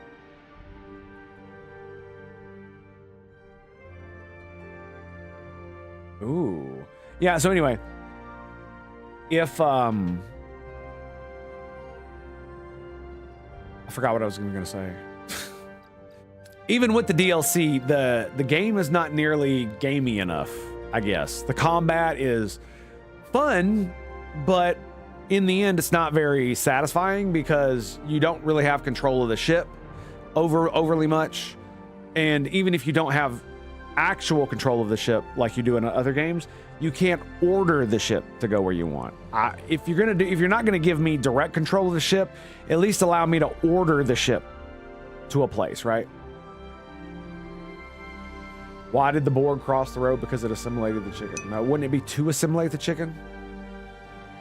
Honestly, mostly a dice roll. Yeah, it is a dice roll simulator. That's fine. That's perfectly acceptable. My problem is the parts of it that are game, right, are not enough to make me want to play again. And neither is the story, because I've already gone through it once, right, with watching the TV show, and now I've gone through it again by playing the video game. which is cool. Don't get me wrong. I loved it. Again, I'll recommend it if you like us. If you're a Star Trek fan, you're definitely gonna like this game.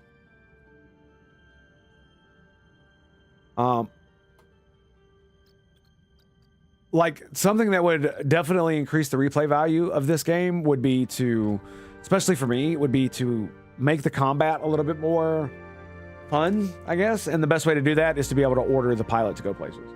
Instead of telling him to protect a certain part of my thing, allow me to literally put a dot on the board somewhere and the ship will go that direction. So I can literally like, like Picard does, or any of the other captains where they tell them specifically, hey, go to this spot or do this with the, move the ship minus 500 degrees on the Z-axis. Or excuse me, 500 kilometers on the Z-axis. And they literally, why can't I do that? Why does it have to be super gay? Like, a captain does not tell them target the weapons and fire, and then doesn't give the fucking pilot any other orders than that. That's so dumb. A more evil route would go nice as well. Agreed. And the problem with that is the Federation principles, because they have stuff like that in this game where you can be more villainous than Captain Janeway was. The problem is your crew won't like it, which is kind of dumb. Just saying.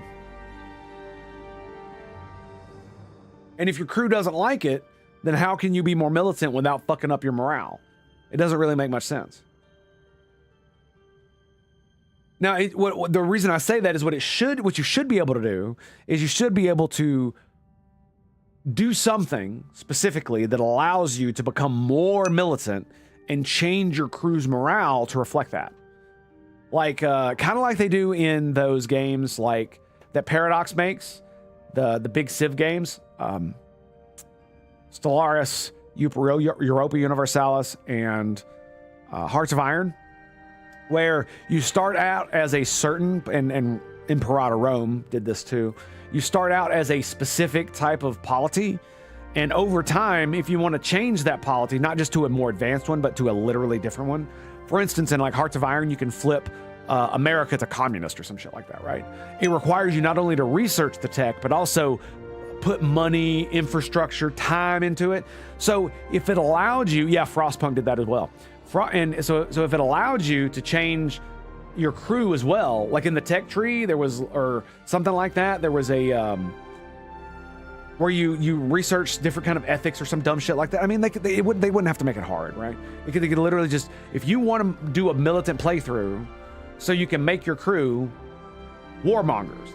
Like you could literally do the hawk and the dove thing, right? Normally it's right in the middle. That's what we consider, Federation principles, is right in the middle of the hawk and the dove. Now we all know that's not true. It's actually way over here in the dove, but we don't need to go there. But so you could so if you wanted to make your crew more hawkish, there should be a way to do that so that when you do hawkish things, the morale bonus is for the hawkish things.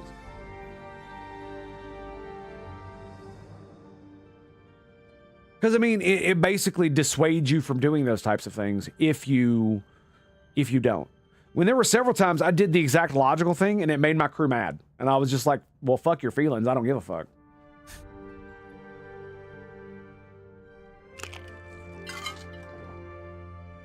And there's a lot of times where morale can suffer.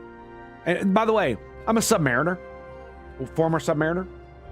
So I have been on the closest analog that humanity has to a starship about how the crew interacts, how they interface.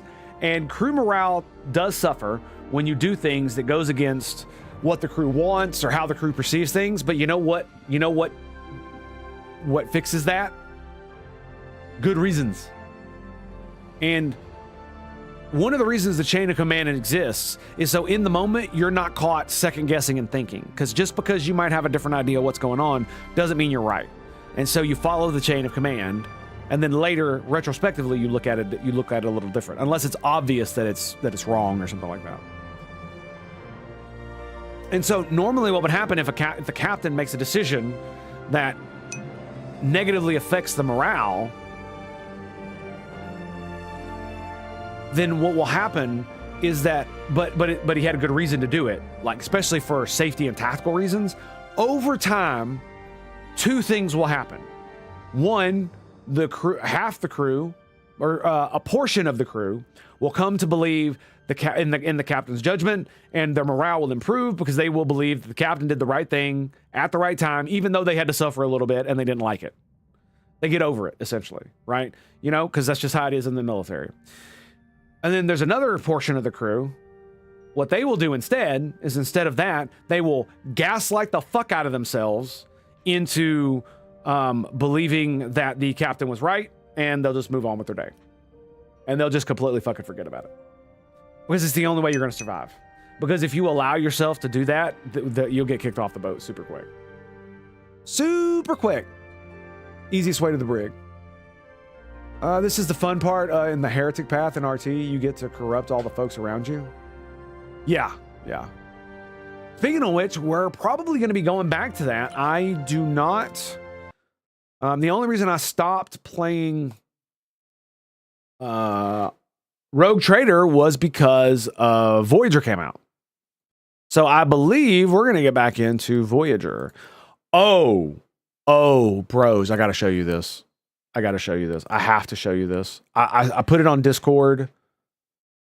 Oh my God. What is it? Where the fuck is it?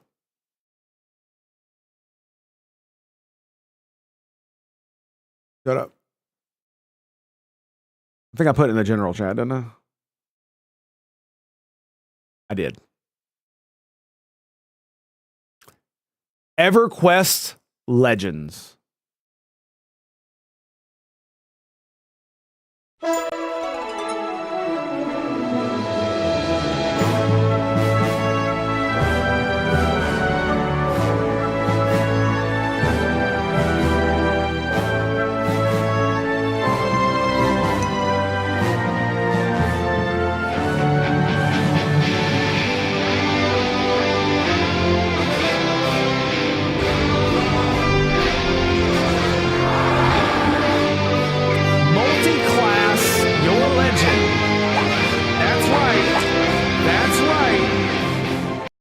Look at that again. Hang on. Look at that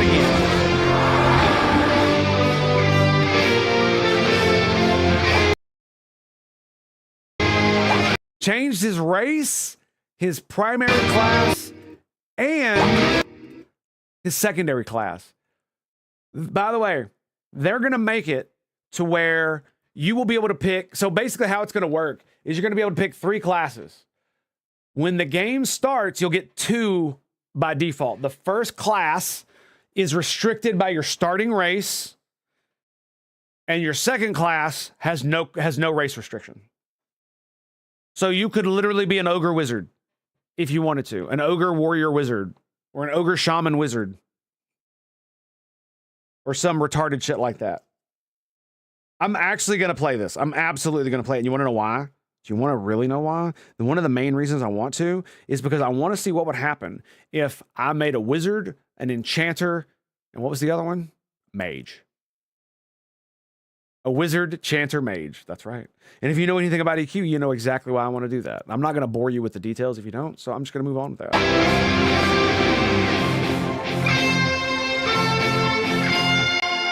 Sisyphus.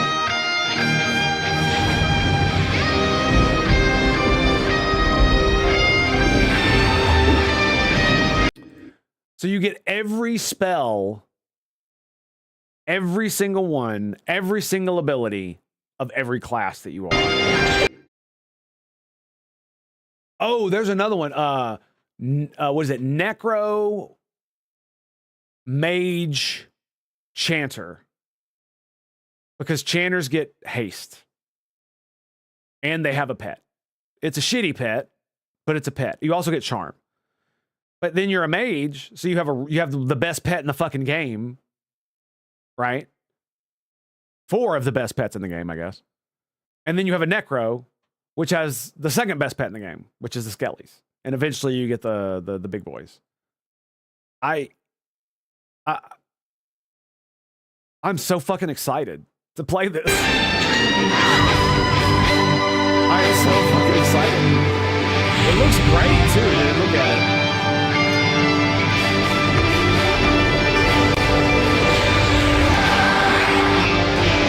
And I think it's only gonna be pre-Kunark.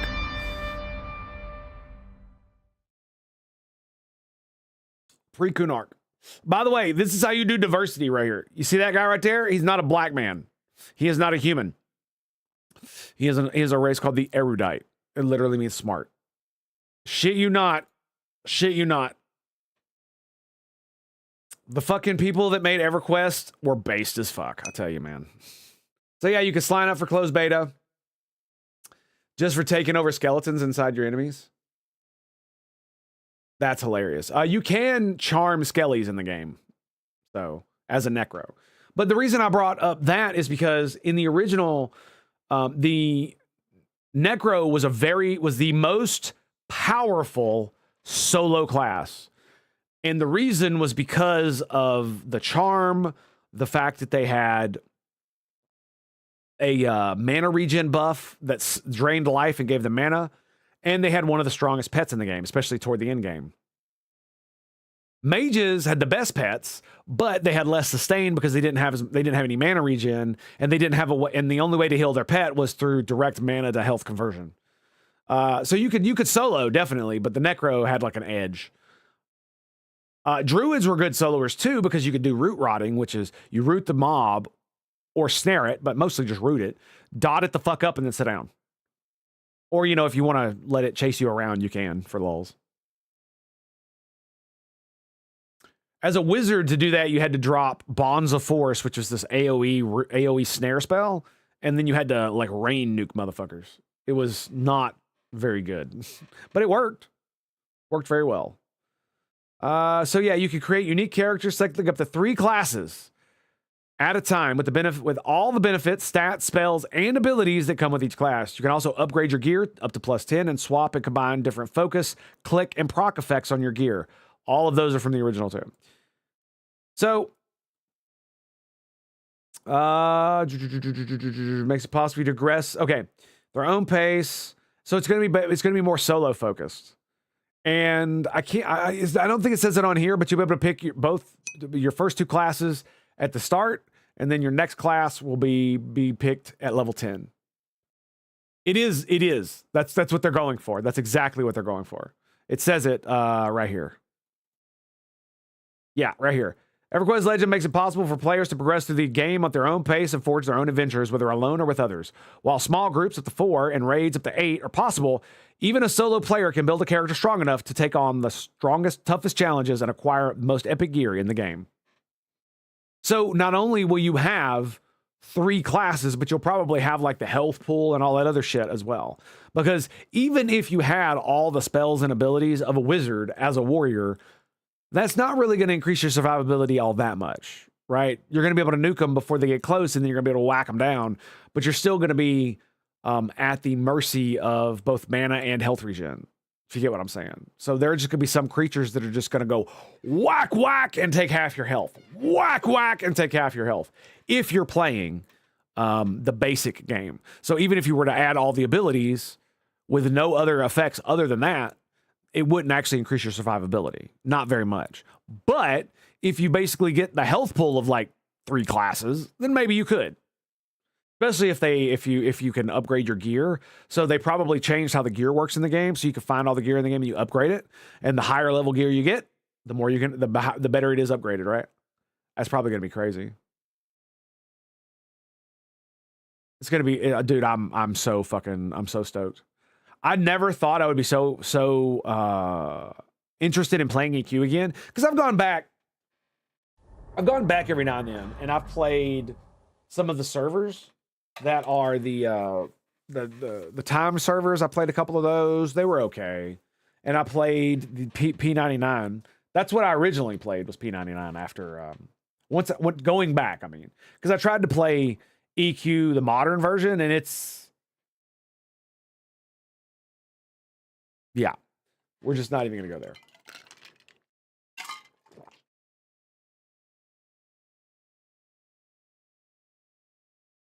But this one is going to be...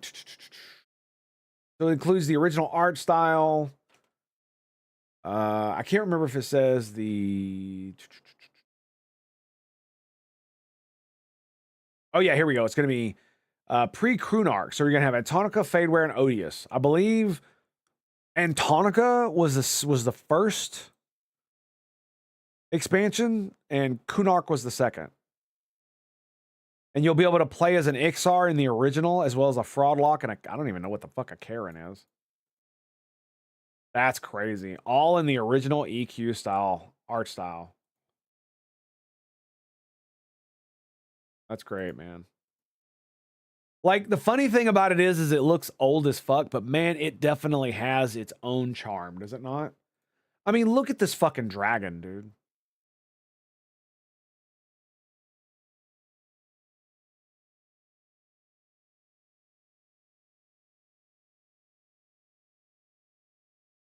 Cool as fuck, man. So very cool. Anyway, I thought I'd touch on this before I head out. This is like I said, I'm probably gonna play this on stream. I'm not even gonna lie. My wife has already. When I showed this to my wife, she says, "How many days are you gonna be gone?" I said, "Days, days, woman. I might not come back." Okay, I'm done. Okay. Doing them back to back is kind of gay. I need to stop doing that. No. Cringe. There you go. But yeah, this is definitely going to be... So it basically means you're going to be able to play the game by yourself. But it does have me worried. Because they're going to need a lot of fucking servers to make this work. Because I want you to think about this. If you go to a dungeon in EQ... to be able to progress in that dungeon at level requires at minimum 3 people. If you want to go deep into most dungeons, deep being like past the first couple of groups, you're going to need at least 4 of level. And if you want to go any deeper than that, which is like 4 or 5 groups in, maybe more, you're going to need at least 6, or you're all going to need to be sufficiently of level to make up for that. So if you're like 5 levels, 10 levels above the people at the very beginning, and you can run in, and when they attack you, it barely hurts. You could probably 3-man pretty deep. You know what I'm saying? But it's not going to be easy. So what I'm trying to say is that to do most of that content required like 6 people.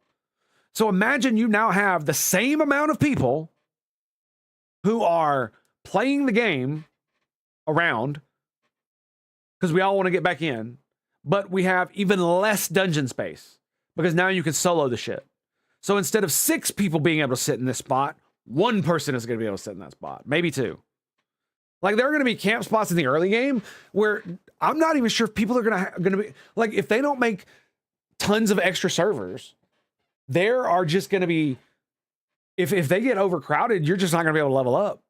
They're going to farm out zones. Like, it's going to be insane. Because the game is designed to be hard to be played by multiple people. Like, even when you're just running around killing shit, if you're above level 7-ish and you're running around by yourself, it's very dangerous. I mean, it's dangerous no matter what you're doing.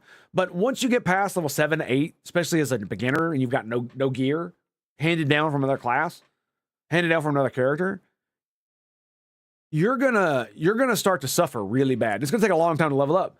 This is why you want to at least group with another person, maybe 2 people, and then you can just annihilate everything. But if you are able to do group-based content from the very beginning as 2 fucking classes, they're gonna have to like hyper spawn, or they're gonna have more. It's probably gonna have to be hyper spawned. It's probably going to be something like that. I imagine the combat's not going to be super long.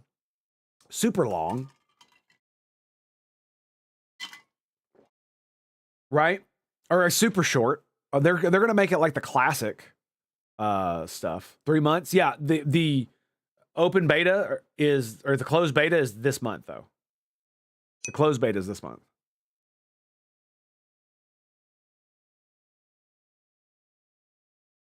I've never understood the appeal of MMOs and likely will continue not to understand.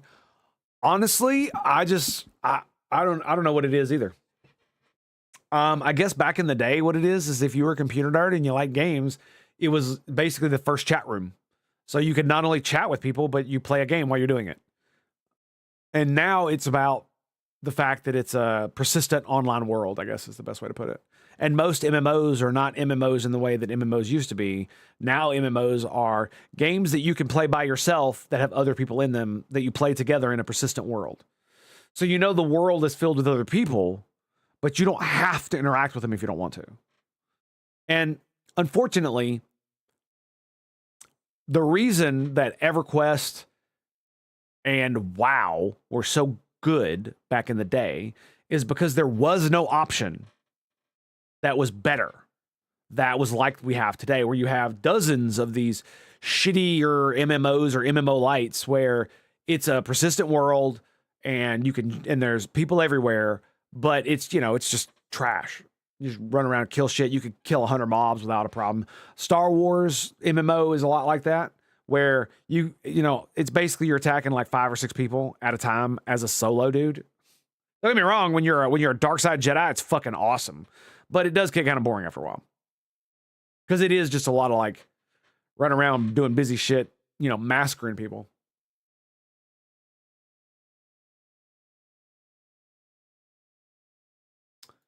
So I don't know. I don't know how we're going to be able to get it. I don't know what we're going to be able to do. But I'm very excited to see how this all plays out, because there are so many different ways that you could break the game. Like imagine you did a warrior monk rogue. So no caster, all melee. The only thing that would grant you would basically become a warrior. Warrior, monk, rogue are basically almost all the same classes, except for specializations. Monks get kick and block, so they can block as well as parry, dodge, right? But they can block with their hands. They don't need a shield to block. They block with their hands. And they get dual wield. Monks get dual wield earliest. They start at level 1 at dual wield. And they can kick. And they have like other abilities like mend wound and that's not super important. The reason I'm talking about this is because the rogue also gets all of these abilities except for block. He can't block, but he can parry. And he can dual wield at level 10, just like a warrior can. Maybe it's 12, I don't remember. Doesn't matter. The point that I'm trying to get at is that they all have basically the same thing, except imagine your warrior now has the ability to block, to dual wield and block at the same time. So he can block like a monk with dual wield fucking axes or scimitars, or there's a lot of really cool weapons in the game. And then on top of that, he's a rogue. So he can backstab. Yeah. That sounds crazy. That sounds really crazy. Of course, I'm not really sure. Maybe the warrior monk would be pretty good. Maybe not the rogue as the tertiary. Maybe like the druid or the shaman. So when you're picking between druid and shaman, this is how you want to think about it. The shamans get better regens, I'm pretty sure. Or is it actually I think it might be the druids, but shamans get stat buffs. Druids get, oh yeah, that's what it is. Shamans get stat buff. They get the second best hastes, and they get the best slows. Druids don't get stat buffs. What they get is they get thorns. They get better regen, so they have the regen line, and shamans get the same regen line but 6 levels lower. So when the druid levels up his regen, the shaman levels up the past level that the druid just had. So they're always like 1 level behind. So if you have a druid and a shaman in the group, the druid gives everybody regen, not the shaman, because the druids is better. Where I stand, I see people turning the same goblin into pace for hours on end. There's no excitement in sight. This is what keeps you coming back. Each battle is a puzzle to solve, where you turn the same humanoid-looking alien into paste for hours on end.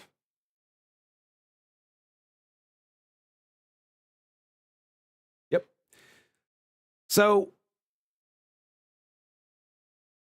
the good part about the shaman is the stats. Stats are great because if I'm not mistaken, even if you're maxed on stats, like the hard cap, if you get buffed, it allows you to go above the cap. I'm pretty sure. I think. Let's see. Shamans also get haste, which makes you swing your swords faster, which is great. So you would also get kicks. That's hilarious, dude. You would get all the monk strikes, is what they're called. I think the first one is like Tiger Strike or some dumb shit like that. Then there's kick. There's regular kick that warriors also get, I believe. Then you've got the spin kick. Then you've got, if you're an Ixar, you get tail swipe. I think you get something else if you're a human. I can't tape down the mouse and walk away. That's true. Although you can't really do that in MMOs that are properly designed unless you have a bot controlling them. So I think it's just whatever floats your boat kind of deal. I and here's the crazy thing. It looks like you're just going to be able to switch classes and races when you're in town. So they're basically making it, you're like a legendary creature and you can just pick whatever you want at any time. I do wonder how they're going to do the leveling though. Are you going to have to level the classes individually? That's going to be interesting. That's going to bring a whole new thing to it too. I'm so stoked, dude. The warrior monk druid sounds insanely good. Because druids get Sow, which is Spirit of Wolf, which is like one of the best buffs in the game. It's because it's movement speed. Druids and shamans get it.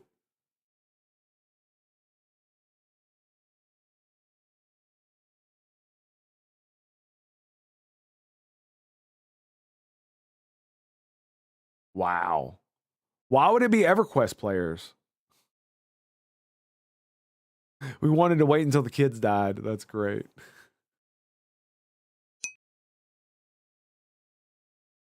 To keep the grind going. Oh my God. That's okay. Fair enough.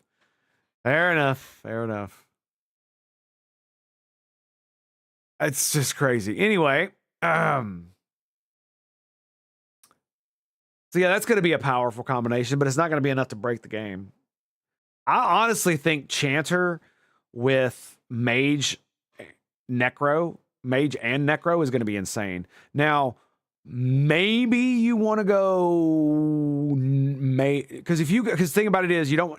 Well, Chanter and Necro are actually probably not a good combo, and the main reason is because the Necro buff that gives you mana regen and sucks your health it does not stack with Clarity, which is the Enchanter mana buff, which gives you extra mana regen. So they wouldn't stack, so you wouldn't want it. And the Necro one is always better at level. So honestly, yeah. So Chanter, Mage. So you have a Mage pet, you have Mage nukes, Mage summoning, so you can summon your own water, summon your own food, summon gear, all that stupid shit. Gear for your pet too, honestly. And now you have mana regen, mega mana regen, which mages are desperately in need of. You have haste, which you can give your pet, which stacks with the haste that you get as a mage. So mages get a buff for their pets that give them haste and health and armor and a bunch of shit. It stacks with Chanter haste, Shaman haste too. But Chanter haste.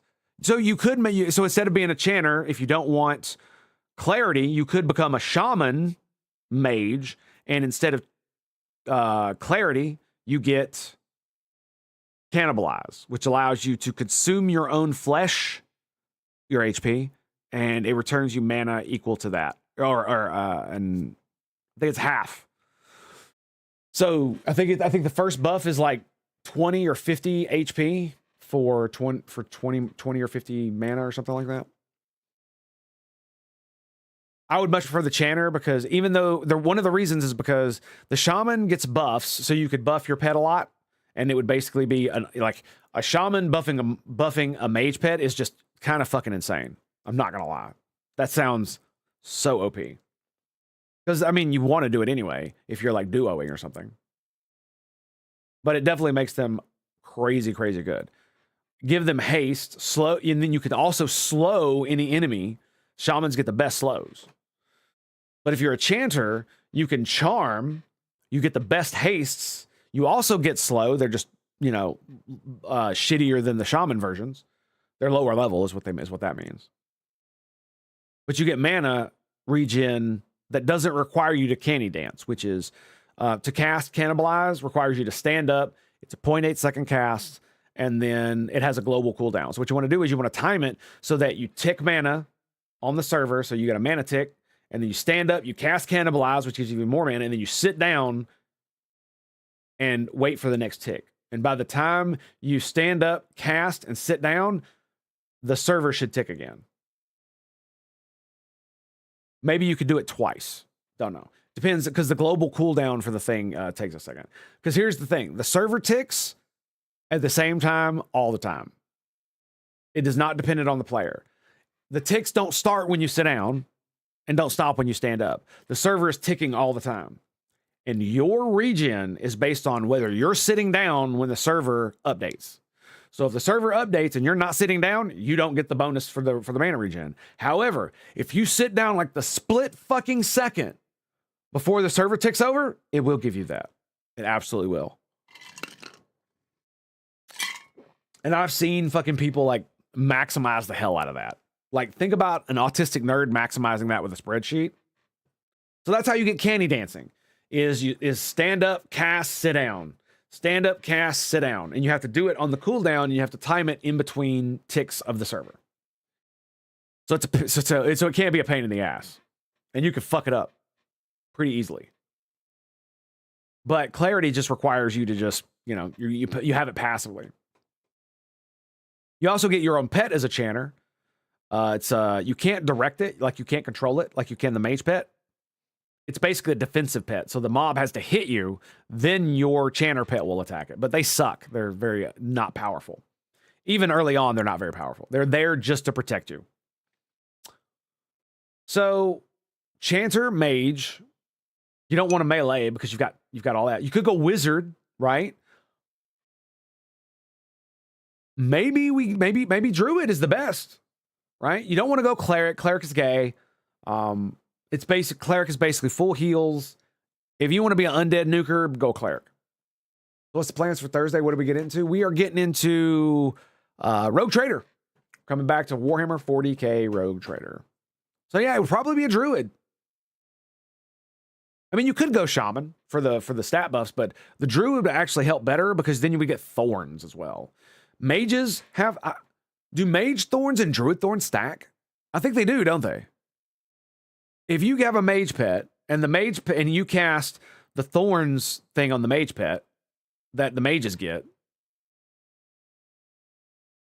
doesn't the druid one stack on top of that? A different type, I think.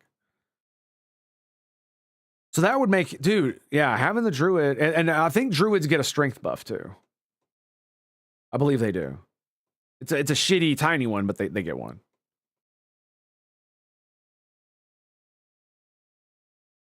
And you would be able to cast the rot spells that druids get.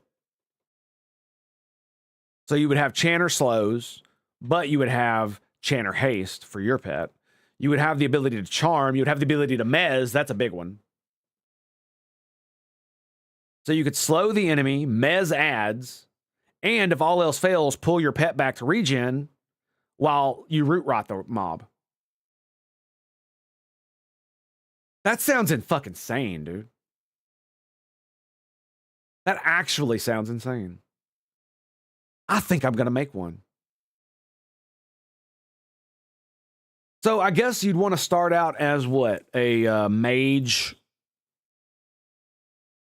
druid? Picking up chanter later?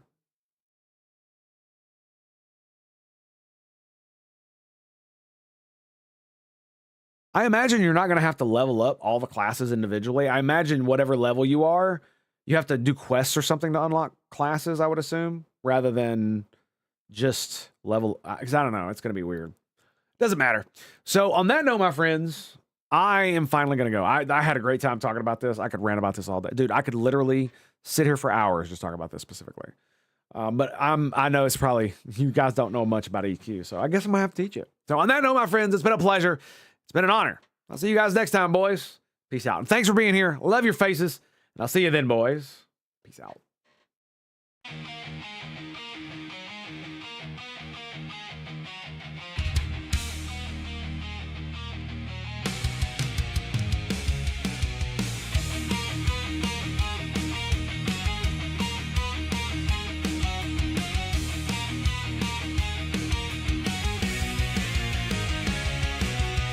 They came with fire and steel.